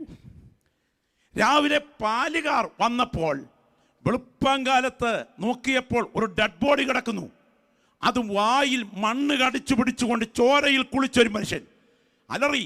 പോലീസും അധികാരികളും ഒക്കെ ഓടിയെത്തി, നാട്ടുകാർ ഓടിയെത്തി. സ്തോത്രം. നടന്ന സംഭവം, ഇരു കരകളും നിറഞ്ഞ് നാട്ടുകാർ നിൽക്കുകയാണ്. പോലീസ് അവിടെ മുഴുവൻ ബന്ദ് ചെയ്ത് കഴിഞ്ഞു. സ്തോത്രം. ഒടുവിൽ പോലീസ് നായി സ്ഥലത്ത് വന്നു. ജീപ്പിൽ നിന്ന് പോലീസ് നായി രംഗത്തേക്ക് ഇറങ്ങി. എല്ലാവരും നോക്കി നിൽക്കുന്ന സമയം തൊട്ട് മുകളിലത്തെ ഒരു ചെറുപ്പക്കാരൻ ഗ്രഹനാഥൻ ഉൾപ്പെടെ നോക്കി നിൽക്കുകയാണ്. പോലീസ് നായ നേരെ ഈ ബോഡിയിൽ ഒന്ന് മണം പിടിച്ചു. സെക്കൻഡ് കൊണ്ട് പോലീസ് മതിൽ ചാടി നേരെ വിറക് പെരയിലോട്ട് കയറി. എന്നിട്ട് എന്ത് ചെയ്തു? വിറക് കെട്ടുകൾക്കിടയിൽ തിരികെ വച്ചിരിക്കുന്ന ചോരയും ചോര പുരണ്ട കത്തിയും ഡ്രസ്സും കടിച്ചു വലിച്ചു പുറത്തെടുത്തു. നാട്ടുകാരെന്ത് പറഞ്ഞെന്നറിയാമോ? പ്രതി കള്ളൻ കപ്പലിൽ തന്നെ, മറ്റാരുമല്ല, ഈ വീട്ടുകാരനാണ് പ്രതി. ഇന്നത്തെ പോലെയുള്ള അന്വേഷണങ്ങളൊന്നും ഇല്ലാത്ത കാലത്ത് ഗ്രഹനാഥനെ അറസ്റ്റ് ചെയ്തു.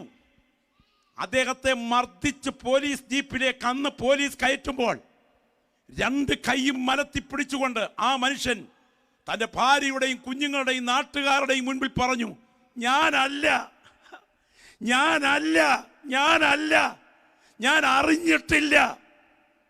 എൻ്റെ പ്രിയപ്പെട്ടവരെ, ഇന്ന് രാത്രി ഇതിവിടെ നടന്ന സംഭവമാണെങ്കിൽ എൻ്റെ ദൈവത്തിൻ്റെ ദൃഷ്ടികൾ മുഴുവൻ CC ക്യാമറയേക്കാൾ കണ്ടുകൊണ്ടിരിക്കുമ്പോൾ അന്തിമ വിധി ദിനം ഇത് പച്ചയ്ക്ക് വെളിപ്പെടുന്ന ഒരു ദിവസം വരുന്നു എന്ന് ബോധ്യമുള്ള ദൈവമക്കൾ കരമുയർത്തി പറയണം. ഇത് സാധാരണ കണ്ണുകളല്ല, സർവശക്തന്റെ കണ്ണുകൾ സകല പ്രവൃത്തികളെയും നന്നായി കണ്ടുകൊണ്ടിരിക്കുന്നു. സ്തോത്രം. തീർന്നിട്ടില്ല. ഇതാ മനുഷ്യഹൃദയത്തെ ചുറ്റിപ്പറ്റി ഇന്നും ദൈവസ്നേഹം നിലകൊള്ളുന്നു. ദൈവത്തിൻ്റെ വചനത്തിൻ്റെ പ്രതീകമായി ദൈവത്തിൻ്റെ ദൂതൻ നിലകൊള്ളുന്നു. പരിശുദ്ധാത്മാവിൻ്റെ പ്രതീകമായി പ്രാവ് നിലകൊള്ളുന്നു. ഇതാണ് യഥാർത്ഥത്തിൽ ഒരു പാപിയുടെ മനോനില. നിങ്ങൾ ശ്രദ്ധിക്കുക. ഇന്ന് രാത്രി ഈ ദൂത് കേട്ടുകൊണ്ടിരിക്കുമ്പോൾ യഥാർത്ഥത്തിൽ ഞാൻ വീണ്ടും ജനിച്ചതാണോ എന്ന് നിങ്ങൾ നിങ്ങളെ തന്നെ ആത്മപരിശോധന ചെയ്യണം. ഞാൻ വീണ്ടും ജനിച്ചതാണ് എന്ന് ബോധ്യമുള്ള ദൈവമക്കൾ കരങ്ങളൊന്ന് ഉയർത്തി, ശബ്ദം ഉയർത്തി കർത്താവിന് സ്തോത്രം ചെയ്താട്ടെ. പോരാ, ഇച്ചിരി ശബ്ദം ഉയർത്തി പറയണം. എന്താണ് വീണ്ടും ജനനം? എന്താണ് വീണ്ടും ജനനം? നിങ്ങൾ നോക്കുക, ഇവിടെ മനുഷ്യ ജീവിതത്തിൽ ഉള്ളടക്കം ചെയ്തിരിക്കുന്ന ഈ പാപ സ്വഭാവങ്ങൾ ആധിപത്യം പുലർത്തുന്നു. സ്വന്തം ശരീരത്തെ മോഹരൂപത്തിൽ പ്രദർശിപ്പിക്കാൻ കൊതിക്കുന്ന, സ്തോത്രം, ഞാൻ മുൻപോർപ്പിച്ചിട്ടുള്ള ചിത്രീകരണത്തിൽ നിങ്ങൾ കണ്ടിട്ടുള്ള പ്രത്യേകമായ ചിത്രീകരണങ്ങളിലെ ആ പ്രൈഡ്, മർമ്മം, മഹതിയ ബാബിലോൺ. ഞാനിവിടെ ഒന്ന് പ്രസംഗിക്കുമ്പോൾ ഇന്നത്തെ പെന്തക്കോസ്ത് ഒത്തിരി മാറിപ്പോയി. ഞാൻ ഇവിടെ നിന്ന് വിളിച്ചു പറയുന്നു, ഇവിടെ ആഭരണമിടാത്ത സഹോദരിമാർ ഇവിടെ നിൽപ്പുണ്ട്, ഇവിടെ ഇരിപ്പുണ്ട്. ഇന്ന് ഒരു തലമുറ കൺഫ്യൂഷനിലേക്ക് നീങ്ങുകയാണ്. എന്നാൽ ഞാനൊരു വസ്തുത പറയാം, പിതാക്കന്മാർ പ്രസംഗിച്ച പ്രസംഗത്തിന് തെറ്റുപറ്റിയിട്ടില്ല. പാപത്തിന് അനുകൂലമായി ഒഴുകുന്ന ഈ തലമുറയ്ക്കാണ് തെറ്റുപറ്റിയത്. ലോകത്തിനെതിരെ, ജഡത്തിനെതിരെ വിശുദ്ധിക്ക് വേണ്ടി നിന്ന പിതാക്കന്മാരും മാതാക്കളും ഈ തലമുറയുടെ അടിത്തറയാണെങ്കിൽ, സ്വന്തം ശരീരത്തെ മോഹരൂപത്തിൽ അവതരിപ്പിക്കാൻ പ്രേരിപ്പിക്കുന്നത് പ്രൈഡാണ്, നിഗളമാണ്. അത് തള്ളപ്പെടുന്നതിന് മുൻപ്, സാത്താനാകുന്നതിന് മുൻപ് ദൂതനിൽ തുടങ്ങിയ പാപമാണ്. യേശുവിൻ്റെ രക്ഷാപ്രവൃത്തിയുടെ തുടക്കം താഴ്മയിലായിരുന്നെങ്കിൽ സാത്താന്റെ പതനത്തിന്റെ തുടക്കം ഉയർച്ചയിലായിരുന്നു. സ്വന്തം ശരീരത്തെ വിശുദ്ധമായി സൂക്ഷിക്കുന്ന ദൈവപൈതൽ വിനയത്തിൽ വെളിപ്പെടുന്ന ആത്മീയത പാലിക്കും. അതിന് വിപരീതമായത് പാപം തന്നെയാണ്. ദൈവത്തിന് സ്തോത്രം. നിഗളമാണതിൻ്റെ പുറകിൽ. ഞാൻ വിശദീകരിക്കുന്നില്ല, നിങ്ങൾ പ്രത്യേകം ശ്രദ്ധിക്കുക.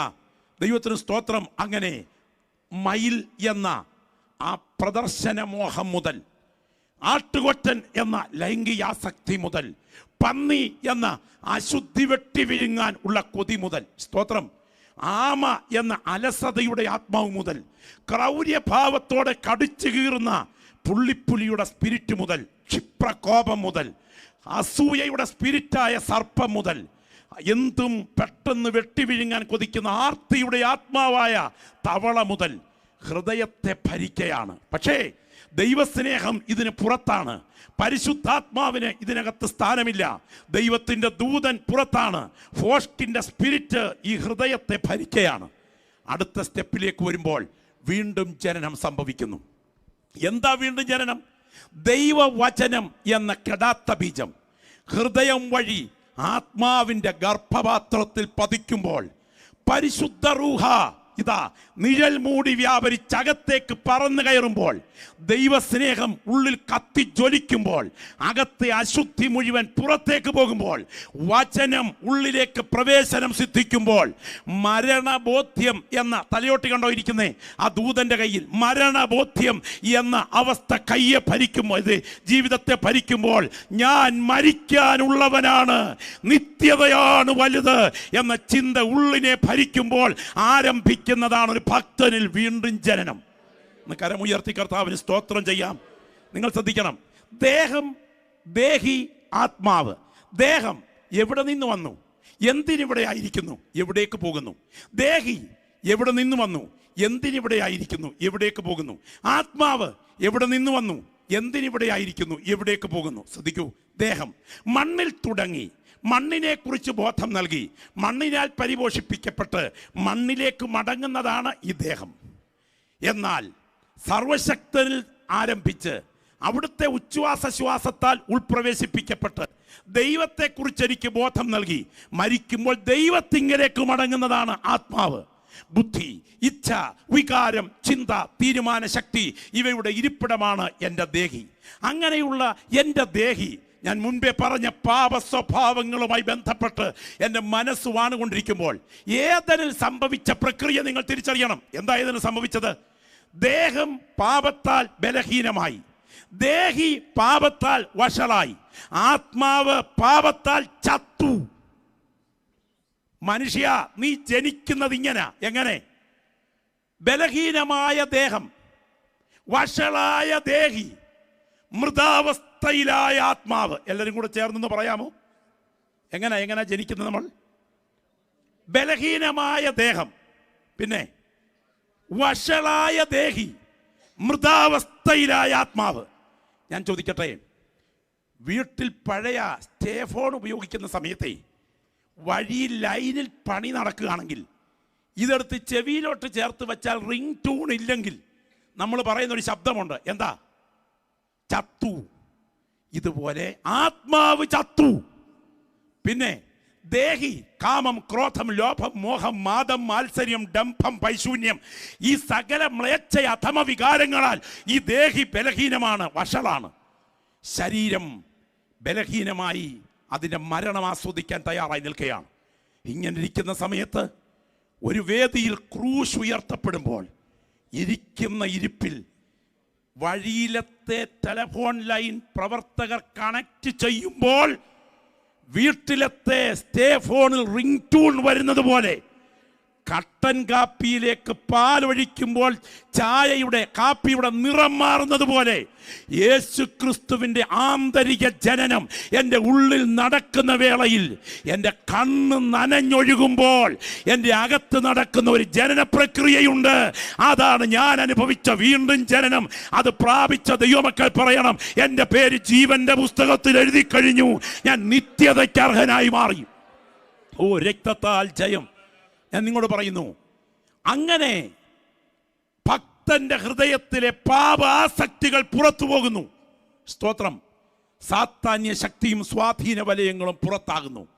ഇവിടെ പരിശുദ്ധാത്മാവും ദൈവത്തിൻ്റെ വചനവും മനസാക്ഷി എന്ന നക്ഷത്രവും ദൈവസ്നേഹവും ആധിപത്യം പുലർത്തുമ്പോൾ പുറത്തുപോയ സാത്താൻ പുറകിലോട്ട് തിരിഞ്ഞു നോക്കി അവസരം കാത്ത് പുറകിൽ കയറാൻ കാത്തിരിക്കുന്ന സമയം.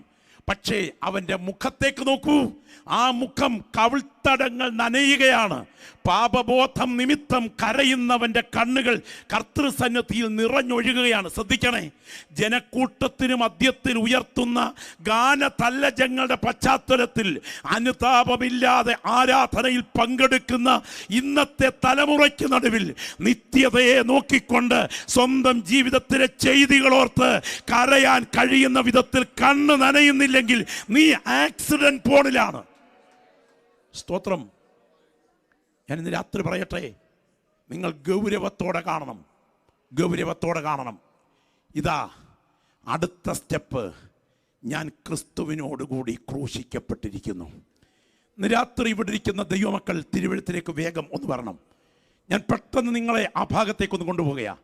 ഇങ്ങനെയുള്ള ഒരു ഭക്തന്റെ ജീവിതം അത് സമൃദ്ധിയുടെ ജീവിതം അല്ല എന്ന് പറഞ്ഞാൽ അവൻ ഭൗതിക സമൃദ്ധിയെക്കുറിച്ചല്ല ഞാൻ ഉദ്ദേശിക്കുന്നത്.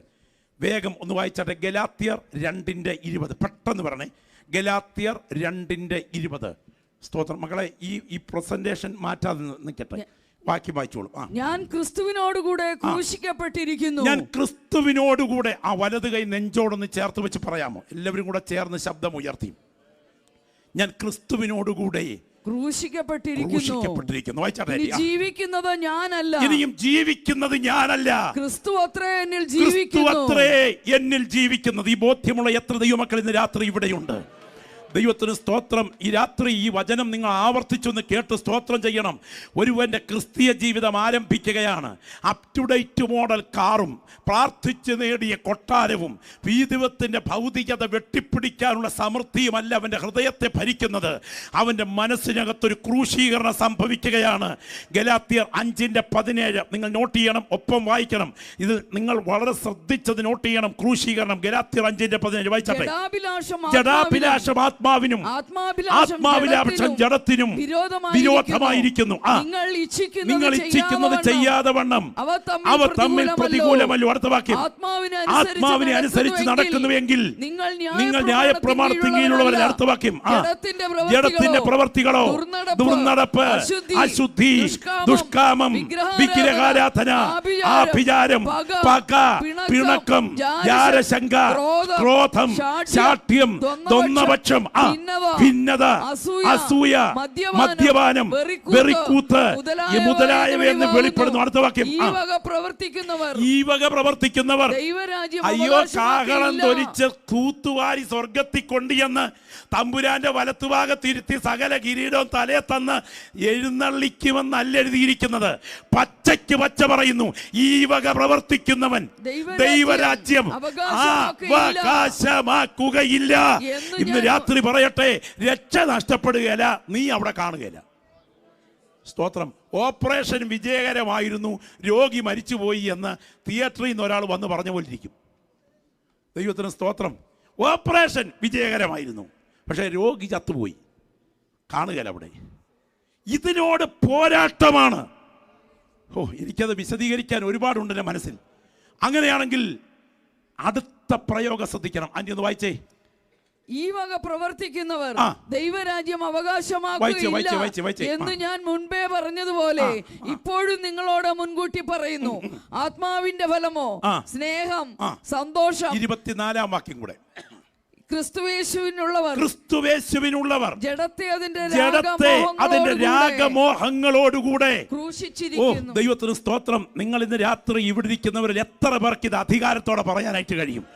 ഇരിക്കുന്നത് ഹോളിൽ കസേരയിലാണെങ്കിലും പരിശുദ്ധാത്മാവിൽ നിങ്ങൾക്ക് നേരെ വിരൽ ചൂണ്ടിക്കൊണ്ട് ചോദിക്കുന്നു, നിങ്ങളുടെ കണ്ണിന് ഇമ്പമെന്ന് നിങ്ങൾ കൊതിക്കുന്നത്, നിങ്ങളുടെ മനസ്സിന് കൊതിയായി നിങ്ങൾ ആസ്വദിക്കുന്നത്, നിങ്ങളുടെ ഹൃദയത്തിൻ്റെ ഭാവനയിൽ കൊണ്ടു നടക്കുന്നത്, നിങ്ങളുടെ ജഡത്തെ മോഹരൂപത്തിൽ പ്രദർശിപ്പിക്കുന്നത് എല്ലാം യേശുക്രിസ്തുവിനോടുകൂടെ ക്രൂശിക്കപ്പെട്ടിരിക്കുന്നു എന്ന് ആത്മാവിൽ വിളിച്ചു പറയത്തക്ക വിധത്തിൽ ദൈവശക്തിയുടെ വ്യാപാരം വ്യാപരിക്കുന്നുണ്ടെങ്കിൽ ഞാൻ ഇന്ന് രാത്രി ഇരിക്കുന്ന ഇരിപ്പിൽ ആത്മാവിൽ പറയണം, നോക്കുക, ഞാൻ ക്രിസ്തുവിനോടുകൂടെ ക്രൂശിക്കപ്പെട്ടിരിക്കുന്നു, ഇനിയും ജീവിക്കുന്നത് ഞാനല്ല, അവനാൽ ലോകം എനിക്കും ഞാൻ ലോകത്തിനും ക്രൂശിക്കപ്പെട്ടിരിക്കുന്നു. ദൈവത്തിന് സ്തോത്രം. അവന്റെ മരണത്തിന്റെ സാദൃശ്യത്തോട് നാം ഏകീഭവിച്ചവരായെങ്കിൽ പുനരുത്ഥാനത്തിന്റെ സാദൃശ്യത്തോടും ഏകീഭവിക്കും. ഈ ദൂത് ഇന്ന് രാത്രി ഈ പുൽപിറ്റിൽ മുഴങ്ങിക്കൊണ്ടിരിക്കുമ്പോൾ ഉറപ്പായി പറയട്ടെ, മരണത്തിന്റെ സാദൃശ്യത്തോട് എന്റെ കൂടപ്പിറപ്പേ നീ ഏകീകരിക്കപ്പെടുന്നില്ലെങ്കിൽ പുനരുത്ഥാനത്തിന്റെ സാദൃശ്യത്തോട് നീ ഏകീഭവിക്കയില്ല. Glory, hallelujah.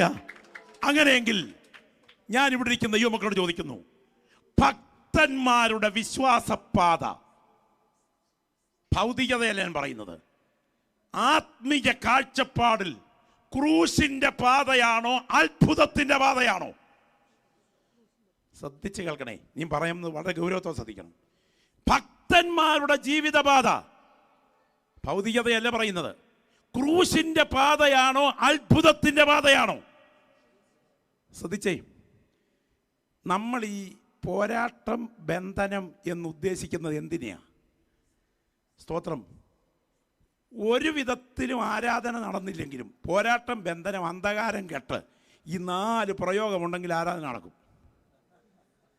നടക്കുമോ? നടക്കുമെന്നേ. ഇതൊന്ന് ആവർത്തിച്ചാൽ തറയിലിരിക്കുന്നവൻ തറ തൊടാതെ ആരാധിക്കും. സ്തോത്രം. ഉറക്കഗുളിയെ കഴിച്ച് ഇപ്പോൾ ഉറക്കഗുളിയെ ഇല്ലാതെ ഉറക്കം വരികയാണെന്നുള്ള മട്ടിൽ ബന്ധനം കേട്ട് ഇപ്പം ബന്ധനമില്ലാതെ ഉറക്കം വരിക, ആരാധന വരികയില്ല. എൻ്റെ പ്രിയപ്പെട്ടവരെ, പോരാട്ടമിട്ട് ബന്ധനമിട്ട് ബന്ധന ശക്തികളിട്ട് വല്ലാത്ത ശക്തിയാ. അന്ധകാരത്തിൻ്റെ കൂച്ചുവിലങ്ങിട്ട് പിടിയും വലിയും കോച്ചും കൊളുത്തുമായി ഇടയ്ക്ക് പിടുത്തമിട്ട് നടുവിൽ കെട്ടിട്ട് വരുമാനത്തിൻ്റെ വഴികളെ മുഴുവൻ ബന്ധിച്ച് വ്യാപരിക്കുന്ന ദുഷ്ടശക്തികൾ, വല്ലാത്ത ശക്തികളാ. തട്ടിക്കളയാൻ, വെട്ടിക്കളയാൻ, കൂട്ടമായി പട്ടിണിക്കിടാൻ നോട്ടമിട്ട സ്ഥാനത്ത് നിന്ന് എന്തോ ഒരു സാധനമാണെന്നറിയാമോ? ഖത്തറിൽ കൊണ്ടുവന്ന് കാറുകളിൽ വട്ടം കറക്കുന്ന ഞാനല്ലേ മോനെ എന്നൊന്ന് പറഞ്ഞേക്കാങ്കിൽ തറയിലിരുന്നാലും തറ തൊടാതെ ആരാധിച്ചു കളയും. ദൈവത്തിന് സ്തോത്രം. ഇന്ന് രാത്രി നിത്യതയെ നോക്കി കരയാൻ കഴിയാത്ത ഒരുവന്റെയും ആത്മീയത എൻ്റെ കയ്യിലെ ബൈബിൾ അടിവര വെക്കുന്നില്ല. ഞാൻ നിങ്ങളോട് ചോദിക്കട്ടെ, ഈ കോവിഡിന് ശേഷം ഇച്ചിരി കുറവുണ്ട്. കോവിഡിന് മുമ്പ് എന്തായിരുന്നു വേദികളിലെ അത്ഭുതം? വീൽ ചെയറുമായിട്ട് വരുന്നു, വീൽ ചെയർ ഇട്ടേച്ച് പോകുന്നു, ചിലർ വീൽ ചെയർ ഇട്ടേച്ച് വലിച്ചു കളഞ്ഞതിന് ശേഷം വീൽ ചെയറും തപ്പി നടക്കുന്നു. ഇന്ന് രാത്രി ഒരു വസ്തുത പറയാം, ഇതിൻ്റെ പുറകിൽ മുഴുവൻ വ്യാപരിക്കുന്ന ആത്മാവ് യേശുവിൻ്റെ ആത്മാവല്ല. ഇന്ന് രാത്രി നിങ്ങൾ അംഗീകരിച്ചാലും അംഗീകരിച്ചില്ലെങ്കിലും ഞാനൊരു വസ്തു നിങ്ങളോട് ചോദിക്കട്ടെ. അപ്പോസ്തോലിക പിതാക്കന്മാർക്ക് ഈ പറയുന്ന അത്ഭുതത്തിൻ്റെ മാർഗം പരിചയമുണ്ടായിരുന്നോ?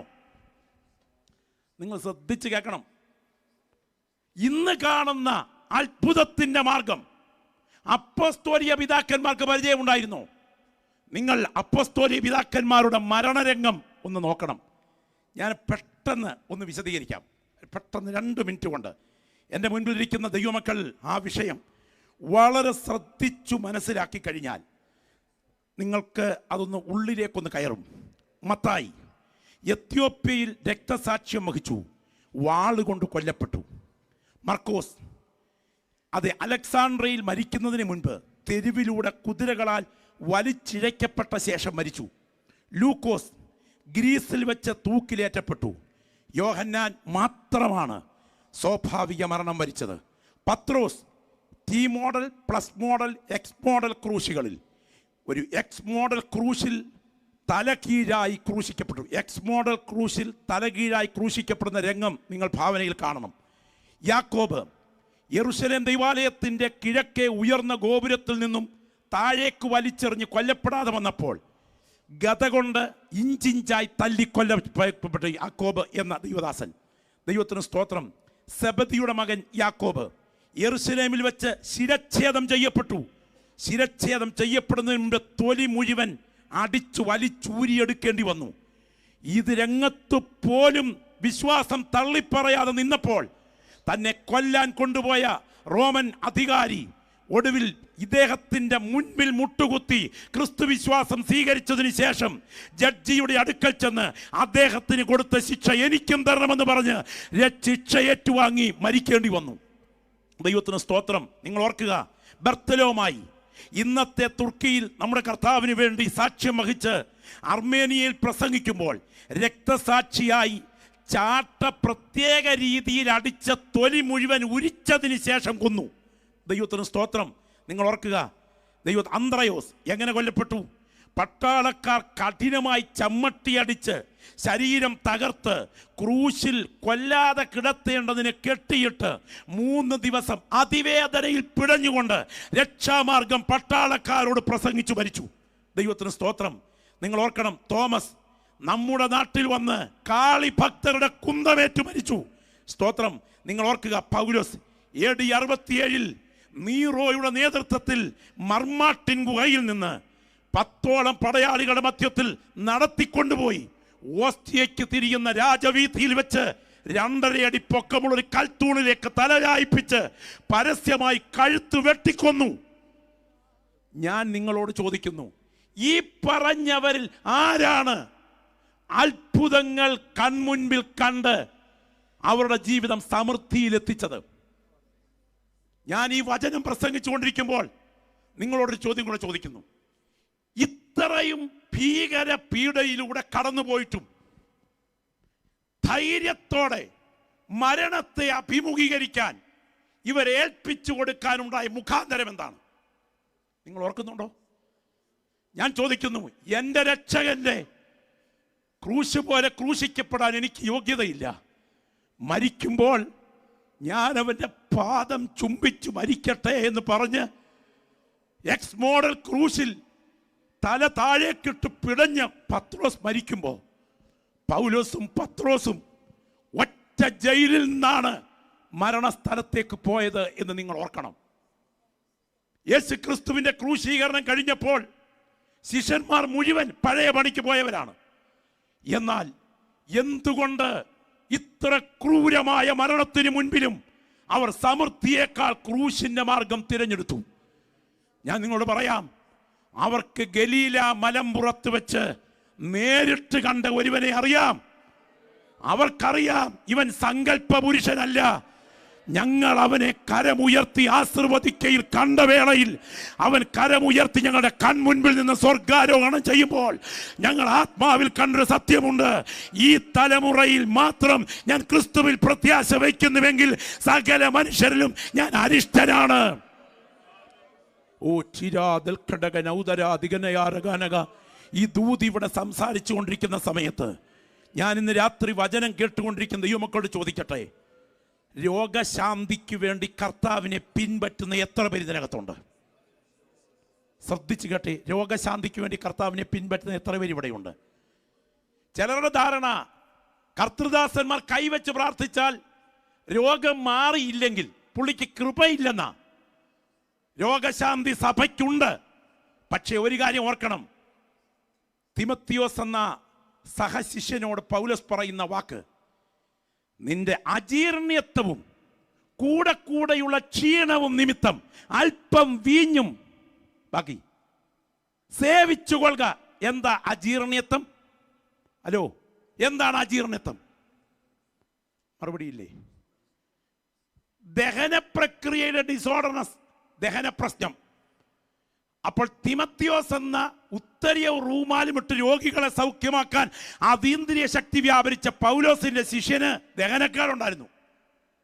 വൈദ്യശാസ്ത്ര വിധിപ്രകാരം തയ്യാറാക്കിയ വീഞ്ഞ് ചികിത്സാർത്ഥം അനുഭവിച്ചു കൊള്ളത്തക്ക വിധത്തിൽ ഇദ്ദേഹത്തിന് അനുവാദം കൊടുത്തപ്പോൾ ഞാൻ ചോദിക്കുന്നു, പൗലോസിൽ വ്യാപരിച്ച കൃപാവരം എവിടെ? നിങ്ങൾ ഇന്ന് രാത്രി ശ്രദ്ധിക്കണം. മുട്ടുവേദനയും പല്ലുവേദനയും ക്യാൻസറും ശരീരത്തിൽ ഉണ്ടാകുന്നതിന് ദൈവം അനുവദിച്ചിട്ടുണ്ടെങ്കിൽ നിനക്ക് സൗഖ്യം സംഭവിക്കും. അല്ലെങ്കിൽ അതിൽ നീ കടന്നു പോകേണ്ടി വന്നാലും വിശ്വാസം തള്ളിപ്പറയാതെ നിത്യതയെ ഉന്നം വെച്ചുകൊണ്ട് ജീവിക്കാൻ ദർശനം പ്രാപിച്ചൊരു ദൈവ പൈതൽ ഇവിടെയുണ്ടോ? ആ ഭക്തന്മാർ അങ്ങനെ മരിക്കാൻ കാരണം അവർക്ക് മനസ്സിലായി, മണ്ണല്ല വലുത്, വിണ്ണാണ്. അക്കരമൊന്ന് ഉയർത്തിപ്പിടിച്ചിട്ട് ഇവിടെ ഇരിക്കുന്ന ഇരിപ്പിൽ ഞാൻ നിങ്ങളോട് ചോദിക്കുന്നു, ഇന്ന് നിങ്ങളുടെ ജീവിതയാത്രയിലെ അൾട്ടിമേറ്റ് എയിം എന്താണ്? ഞാൻ ഇന്ന് രാത്രി ഈ വചനം കേട്ടുകൊണ്ടിരിക്കുന്ന പ്രിയപ്പെട്ട മുൻപിൽ പറയട്ടെ, നിങ്ങൾക്കറിയാമോ സാധു സുന്ദരസിംഗിനെ? ആ കർത്തൃദാസൻ ഒരിക്കൽ ഹിമാലയ മേഖലയിൽ പ്രാർത്ഥനാനിരതനായിരുന്നു. തൻ്റെ ജീവിതാനുഭവങ്ങൾ കുറിച്ചിരിക്കുന്നൊരു സംഭവമുണ്ട്. അദ്ദേഹം പ്രാർത്ഥിച്ചുകൊണ്ടിരിക്കുമ്പോൾ ശരീരരഹിതനായി പുറത്തിറങ്ങുന്ന ഒരു രംഗമുണ്ടായി. പുറത്തിറങ്ങിയപ്പോൾ ആത്മലോകം തൻ്റെ കൺമുൻപിൽ മലർക്ക തുറക്കപ്പെട്ടു. അവിടെ തൻ്റെ കൺമുൻപിലേക്ക് തേജസ്വിയായ ഒരാൾ അടുത്തു വന്നു. എന്നിട്ട് ചോദിച്ചു, സാർ എന്നെ അറിയുമോ? അപ്പോൾ പറഞ്ഞു, അറിയത്തില്ലല്ലോ. അദ്ദേഹം പറഞ്ഞു, ഒരാഴ്ച മുൻപ് ഇന്ന കുഷ്ഠരോഗ ആശുപത്രിയിൽ ഒരു പച്ച മറയ്ക്കകത്ത് മൂക്കും കൈയും എല്ലാം കുഷ്ഠരോഗം കൊണ്ട് ഇരുന്നുപോയ ഒരു കുഷ്ഠരോഗിയുടെ അടുക്കലിരുന്ന് ക്രൂശിൻ്റെ സുവിശേഷം പറഞ്ഞത് ഓർക്കുന്നു. ഇന്ന ദിവസം ഇത്രാം തീയതി ഇത്ര മണിക്ക് ഞാൻ ആ ഹോസ്പിറ്റലിൽ മരിച്ചു. ഈ ലോകത്തിലേക്ക് ഞാൻ പ്രവേശിച്ച സാർ, ഞാൻ ഇവിടേക്ക് പ്രവേശിക്കുകയും എൻ്റെ ദ്രവിച്ചുപോയ മൂക്കും എൻ്റെ ഇരുന്നുപോയ വിരലുകളും തേജസ്സിൽ മടങ്ങി വന്നു.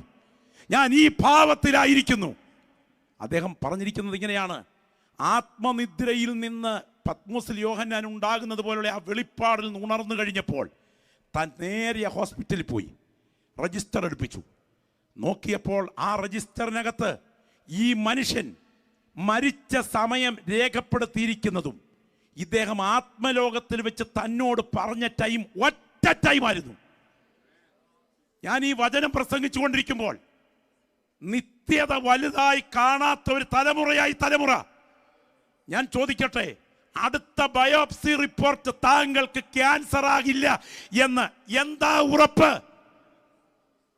ക്ലോസറ്റിലേക്ക് ഷുഗർ രോഗിയുടെ യൂറിൻ വീഴുമ്പോൾ പതഞ്ഞുയരുന്ന മൈക്രോ ആൽബുമിനൂറിയ എന്ന ഒരു പ്രശ്നം നിരന്തരം അനുഭവിച്ചാൽ കിഡ്നി ബലഹീനതയിലേക്ക് നീങ്ങും എന്ന് വൈദ്യശാസ്ത്ര തലത്തിൽ അറിയാമെങ്കിൽ ഞാൻ ചോദിക്കട്ടെ, കഴിഞ്ഞ ദീർഘവർഷങ്ങളായി താങ്കൾ ഷുഗർ രോഗിയാണെങ്കിലും താങ്കളുടെ യൂറിൻ പതഞ്ഞുയരുന്നുണ്ടെങ്കിലും താങ്കളുടെ കിഡ്നി രോഗത്തെ തടഞ്ഞു നിർത്തിക്കൊണ്ട് ഇന്ന് രാത്രി ഈ ദൂത് കേൾക്കുമ്പോൾ ഓർക്കണം, അടുത്ത ദിവസം മുന്നറിയിപ്പ് തരാതെ ആ ഒരു ബലഹീനത താങ്കളുടെ അടുക്കൽ എത്തില്ലെന്ന് ആര് പറഞ്ഞു?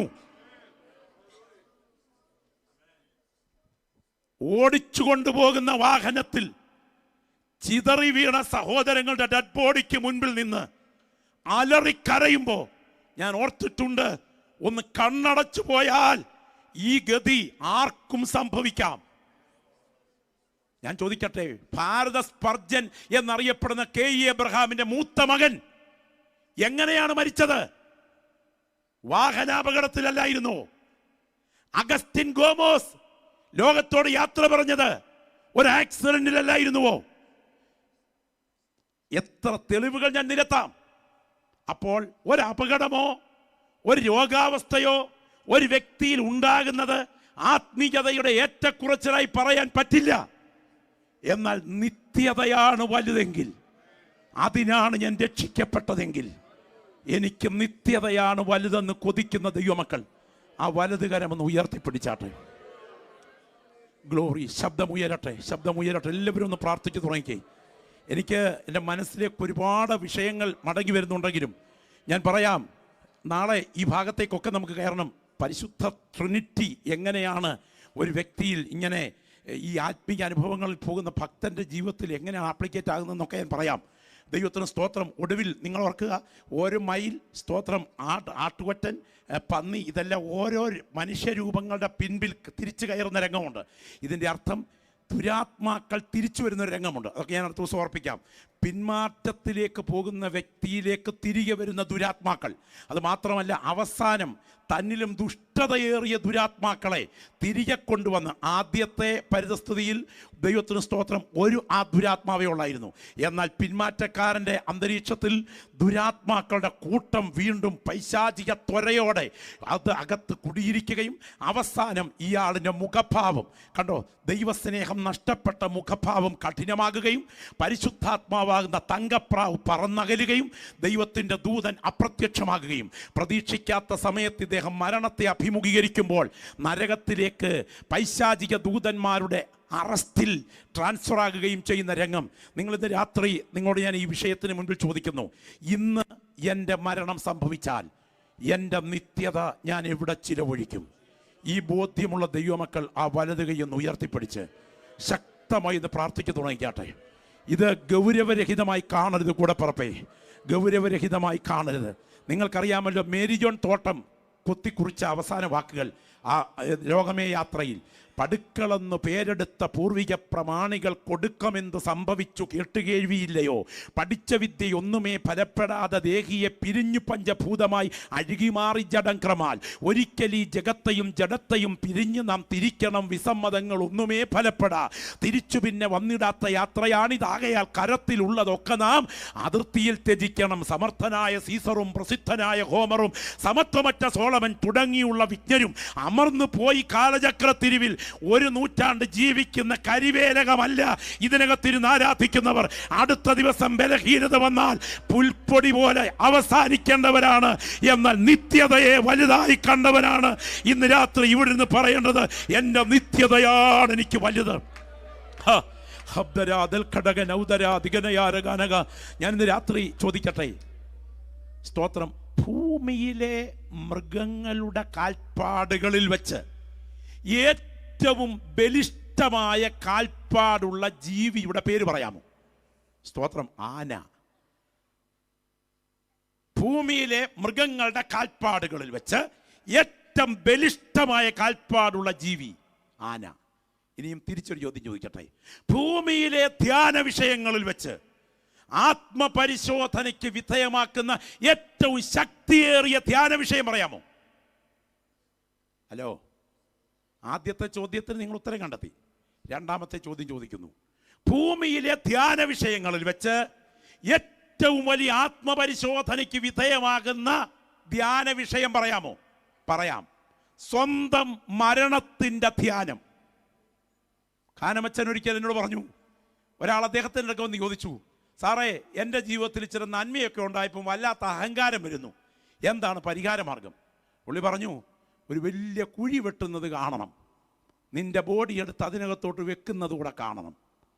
കേട്ടോ, ഇന്നത്തെ സ്ഥിതിയിൽ അത് കാണാൻ മനസ്സനുവദിക്കുന്നില്ലെങ്കിലും ഈ രാത്രി സ്വന്തം മരണത്തിൻ്റെ ധ്യാനമൊന്ന് കണ്ട് എൻ്റെ നിത്യത ഞാൻ എവിടെ ചിലവഴിക്കുമെന്ന് ആ 2 കരങ്ങൾ ഉയർത്തിപ്പിടിച്ചൊന്ന് ചോദിക്കാമോ?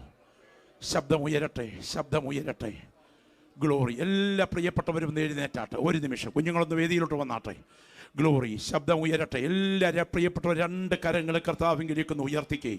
ബാക്കി അടുത്ത ദിവസങ്ങൾ തുടരും. ഇന്ന് രാത്രി ആ 2 കൈകളൊന്ന് ഉയർത്തിപ്പിടിച്ചേ, 2 കൈകളൊന്ന് ഉയർത്തിപ്പിടിച്ചേ. അയ്യോ, ഭൗതിക നേട്ടങ്ങളെ സദസ്സിന് മുൻപിൽ എങ്ങാണ്ട് നടന്ന അമ്മൂമ്മ കഥകളായി അവതരിപ്പിച്ച് ജനത്തെ ഒരുതരം വൈകാരിക ഉന്മാദത്തിലാക്കി വൈകാരികമായി ജനത്തെ ഇന്ന് തന്ത്രപരമായി കബളിപ്പിക്കുന്ന ശുശ്രൂഷകൾ അരങ്ങു തകർക്കുമ്പോൾ നിത്യതയെ വലുതായി കാണുന്ന ഒരു വലിയ മറ്റം പ്രിയപ്പെട്ടവരെ ദൈവാത്മാവിന്ന് രാത്രി ഇവിടെ ക്ഷണിക്കുകയാണ്. ആ 2 കൈകളും ഉയർത്തിപ്പിടിച്ചുകൊണ്ട് ശബ്ദം ഉയർത്തി ഒന്ന് പ്രാർത്ഥിച്ചു തുടങ്ങിക്കേ. ശബ്ദമുയരട്ടെ, ശബ്ദമുയരട്ടെ, ശബ്ദമുയരട്ടെ. ഇടം വലം നിൽക്കുന്നവരെ മറക്കുക പ്രിയപ്പെട്ടവരെ, മുൻപിലും പുറകിലും നിൽക്കുന്നവരെ മറക്കുക സഹോദരങ്ങളെ. കർത്താവിന്റെ സന്നിധിയിൽ ഇന്ന് രാത്രി രണ്ട് കൈകളും ഉയർത്തിപ്പിടിച്ചുകൊണ്ട് ആത്മാർത്ഥമായി ഒന്ന് ചോദിക്കാം. ഇന്ന് രാത്രി പോയി കിടന്നുറങ്ങുന്ന കിടപ്പറ എൻ്റെ മരണയറയായി മാറിയാൽ, എൻ്റെ നാഥന്റെ മുൻപിൽ ഞാൻ വിശ്രമത്തിനായി എത്തിച്ചേരുമ്പോൾ എൻ്റെ കൈകൾ പ്രതിഫലത്തിനായി നീളുമോ, അതോ നിത്യ നരകത്തിനായി ഞാൻ വലിച്ചെറിയപ്പെടുമോ? എൻ്റെ ജീവിതത്തിൽ ആരും അറിയാത്ത രഹസ്യ ജീവിതത്തിൽ പാപമാധിപത്യം പുലർത്തി വാഴുമ്പോൾ എനിക്കെങ്ങനെ നിത്യതയിലെത്താൻ കഴിയും? ഇന്ന് രാത്രി ലോകത്തോട് ജയിച്ച്, ജഡത്തോട് ജയിച്ച്, പാപത്തോട് ജയിച്ച് ഒരു ജയജീവിതം നയിച്ച് ഇന്ന് രാത്രി എനിക്ക് നിത്യതയിലെത്തണം എന്ന് കൊതിക്കുന്ന ദൈവമക്കളെ രണ്ട് കരങ്ങൾ ഉയർത്തിപ്പിടിച്ചുകൊണ്ട് പ്രാർത്ഥിച്ചു തുടങ്ങുകയും, ഗ്ലോറി, രക്തത്താൽ ജയം. ഞാൻ ഇന്ന് രാത്രി പ്രസംഗിക്കുമ്പോൾ നിങ്ങൾ വിചാരിക്കരുത് അത്ഭുതങ്ങളുടെ ദൈവത്തിൽ ഞാൻ വിശ്വസിക്കാത്ത വ്യക്തിയാണെന്ന്. അത്ഭുതങ്ങളുടെ ദൈവം മരിച്ചിട്ടില്ല. അത്ഭുതങ്ങളുടെ ദൈവം മരിച്ചിട്ടില്ല. എന്റെ ക്യാൻസർ രോഗത്തെ, എന്റെ ഹാർട്ട് ഡിസീസിനെ, എന്റെ കിഡ്നി ഫെയിലിയറിനെ, എന്റെ ശരീരകോശങ്ങളിൽ വാഴുന്ന ബലഹീനതകളെ എന്റെ യേശുവിന്റെ കരം നീട്ടിയാൽ സൗഖ്യമാക്കാൻ ശക്തിയുണ്ട്. എന്നാൽ ഇന്ന് രാത്രി ആ രണ്ട് കൈകളും ഉയർത്തിപ്പിടിച്ചുകൊണ്ട് നിത്യതയോടുള്ള ബന്ധത്തിൽ ഞാൻ എത്ര അലേർട്ടാണ് എന്ന് സ്വയം ഒന്ന് ചിന്തിച്ച്, ക്രിസ്തന്റെ കാഹളം ഊതും ധ്വനി ആ കരം ഉയർത്തി പാടിക്കാം.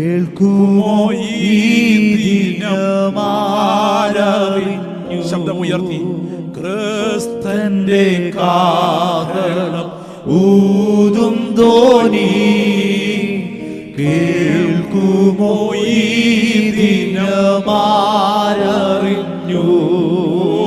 വിശ്രമവാസത്തിൽ ആകുമോ നാം, ഏതിനും ഒരുങ്ങുകന്നാത്മാവേ, വിശ്രമവാസത്തിൽ ആകുമോ നാം, ഏതിനും ഒരുങ്ങുകന്നാത്മാവേ. ഇന്ന് ഇത്തരം പാട്ടുകളില്ല, അതെല്ലാം അപ്രത്യക്ഷമായി പോയി. എന്നാൽ ഭക്തന്മാർ പാടിയ പാട്ട് നിത്യതയുടെ ദർശനമായിരുന്നു. ക്രിസ്തന്റെ കാഹളം ഊതും ധ്വനി കേൾക്കുമോ ഈ ദിനം ആരറിഞ്ഞു. പ്രഭാതത്തിൽ പാടുകയാണ്.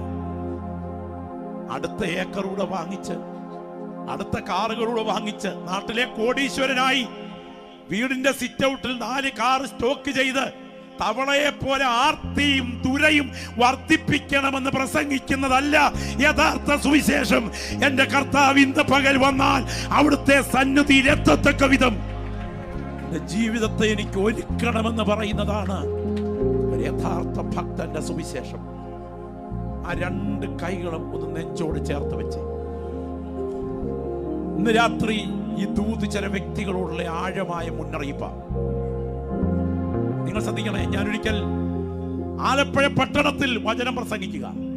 എന്റെ ഓർമ്മയിലുണ്ട് ഇപ്പോഴും. ഒരു സഹോദരൻ മുൻപിൽ നിന്ന് ക്യാമറ റെക്കോർഡ് ചെയ്തുകൊണ്ടിരിക്കുന്നു. വിരൽ ചൂണ്ടിക്കൊണ്ട് ചോദിച്ചു, അങ്ങനെ അങ്ങ് നിയോഗമുണ്ടായി, സഹോദരാ, ഈ പോക്ക് മരണത്തിലേക്കുള്ള യാത്രയായാൽ നിന്റെ നിത്യത എവിടെ ചിലവഴിക്കും? പ്രസംഗം കഴിഞ്ഞ് ഞാൻ വീട്ടിലെത്തി. വീട്ടിലോട്ട് ഡ്രൈവർ കാർ അടുപ്പിക്കുമ്പോ എന്റെ സഹോദരൻ വിളിച്ചു പറഞ്ഞു, പാസ്റ്ററെ, യോഗം കഴിഞ്ഞ് ഹൈവേയിലേക്ക് തോളിൽ ക്യാമറയുമായി ഇറങ്ങിയതാണ്. എതിരെ വന്ന ഒരു വാഹനം ഇടിച്ചു തെറിപ്പിച്ചു. ക്ഷണത്തിൽ പോയി പാസ്റ്ററെ. ഞാനിന്ന് രാത്രി ഈ ദൂത് പ്രസംഗിക്കുമ്പോ എന്റെ പ്രിയപ്പെട്ട ജോൺസൺ പാസ്റ്ററോട് ഞാൻ പറഞ്ഞു, ഈ ക്ലാസ്സിന് ദൈവദാസന്റെ ഹൃദയത്തിലൊരു നിയോഗമുണ്ടായെങ്കിൽ ആരുടെയൊക്കെയോ ജീവിതത്തെ ദൈവാത്മാ ഒരുക്കാൻ മുന്നറിയിപ്പ് നൽകുകയാണ്. ഇന്ന് രാത്രി ഈ ദൂത് എനിക്കുള്ള ദൈവശബ്ദമാണ്. ഞാൻ എന്നെ സമർപ്പിക്കുന്നു എന്ന് പറയാൻ ആഗ്രഹിക്കുന്നവർ ആ വലത് കരങ്ങളൊന്ന് ഉയർത്തിപ്പിടിച്ചാട്ടെ. രാത്രി നമ്മുടെ കരമടിച്ച പാട്ടൊന്ന് പാടി ആരാധിച്ച് പിരിയണം. നാളെയും മറ്റന്നാളും കൊണ്ട് ഈ ക്ലാസ് അവസാനിക്കും. എന്നാൽ ഇന്ന് രാത്രി കർത്താവേ, നിത്യതയ്ക്കായി എന്റെ ജീവിതത്തെ ഞാൻ സമർപ്പിക്കുന്നെന്ന് പറയാൻ ആഗ്രഹിക്കുന്നവർ ആ കരങ്ങൾ രണ്ടും ഒന്ന് ഉയർത്തിപ്പിടിച്ച് ശബ്ദമുയർത്തി യേശുവേ എന്നൊന്ന് പറഞ്ഞ് വാ തുറന്ന് കർത്താവിനോട് സമർപ്പിച്ചാൽ പരിശുദ്ധനായ ഞങ്ങളുടെ ദൈവമേ, ഈ കരങ്ങളെ തേജസ്സിന്റെ കൈകളിൽ കൈമാറുന്നു. ക്രൂശിലെ രക്തത്തിന്റെ ശക്തി ഈ കരങ്ങളുടെ മേൽ ഇന്ന് രാത്രി ബലത്തോടെ വ്യാപരിക്കട്ടെ. നിത്യതയുടെ ദർശനം ഈ അകക്കണ്ണുകളിൽ ഉറയ്ക്കട്ടെ. ക്രൂശിൽ ചൊരിഞ്ഞ നിയമരക്തത്താൽ ഞങ്ങൾ ഈ കരങ്ങളെ അനുഗ്രഹിക്കുന്നു യേശുവിൻ നാമത്തിൽ തന്നെ.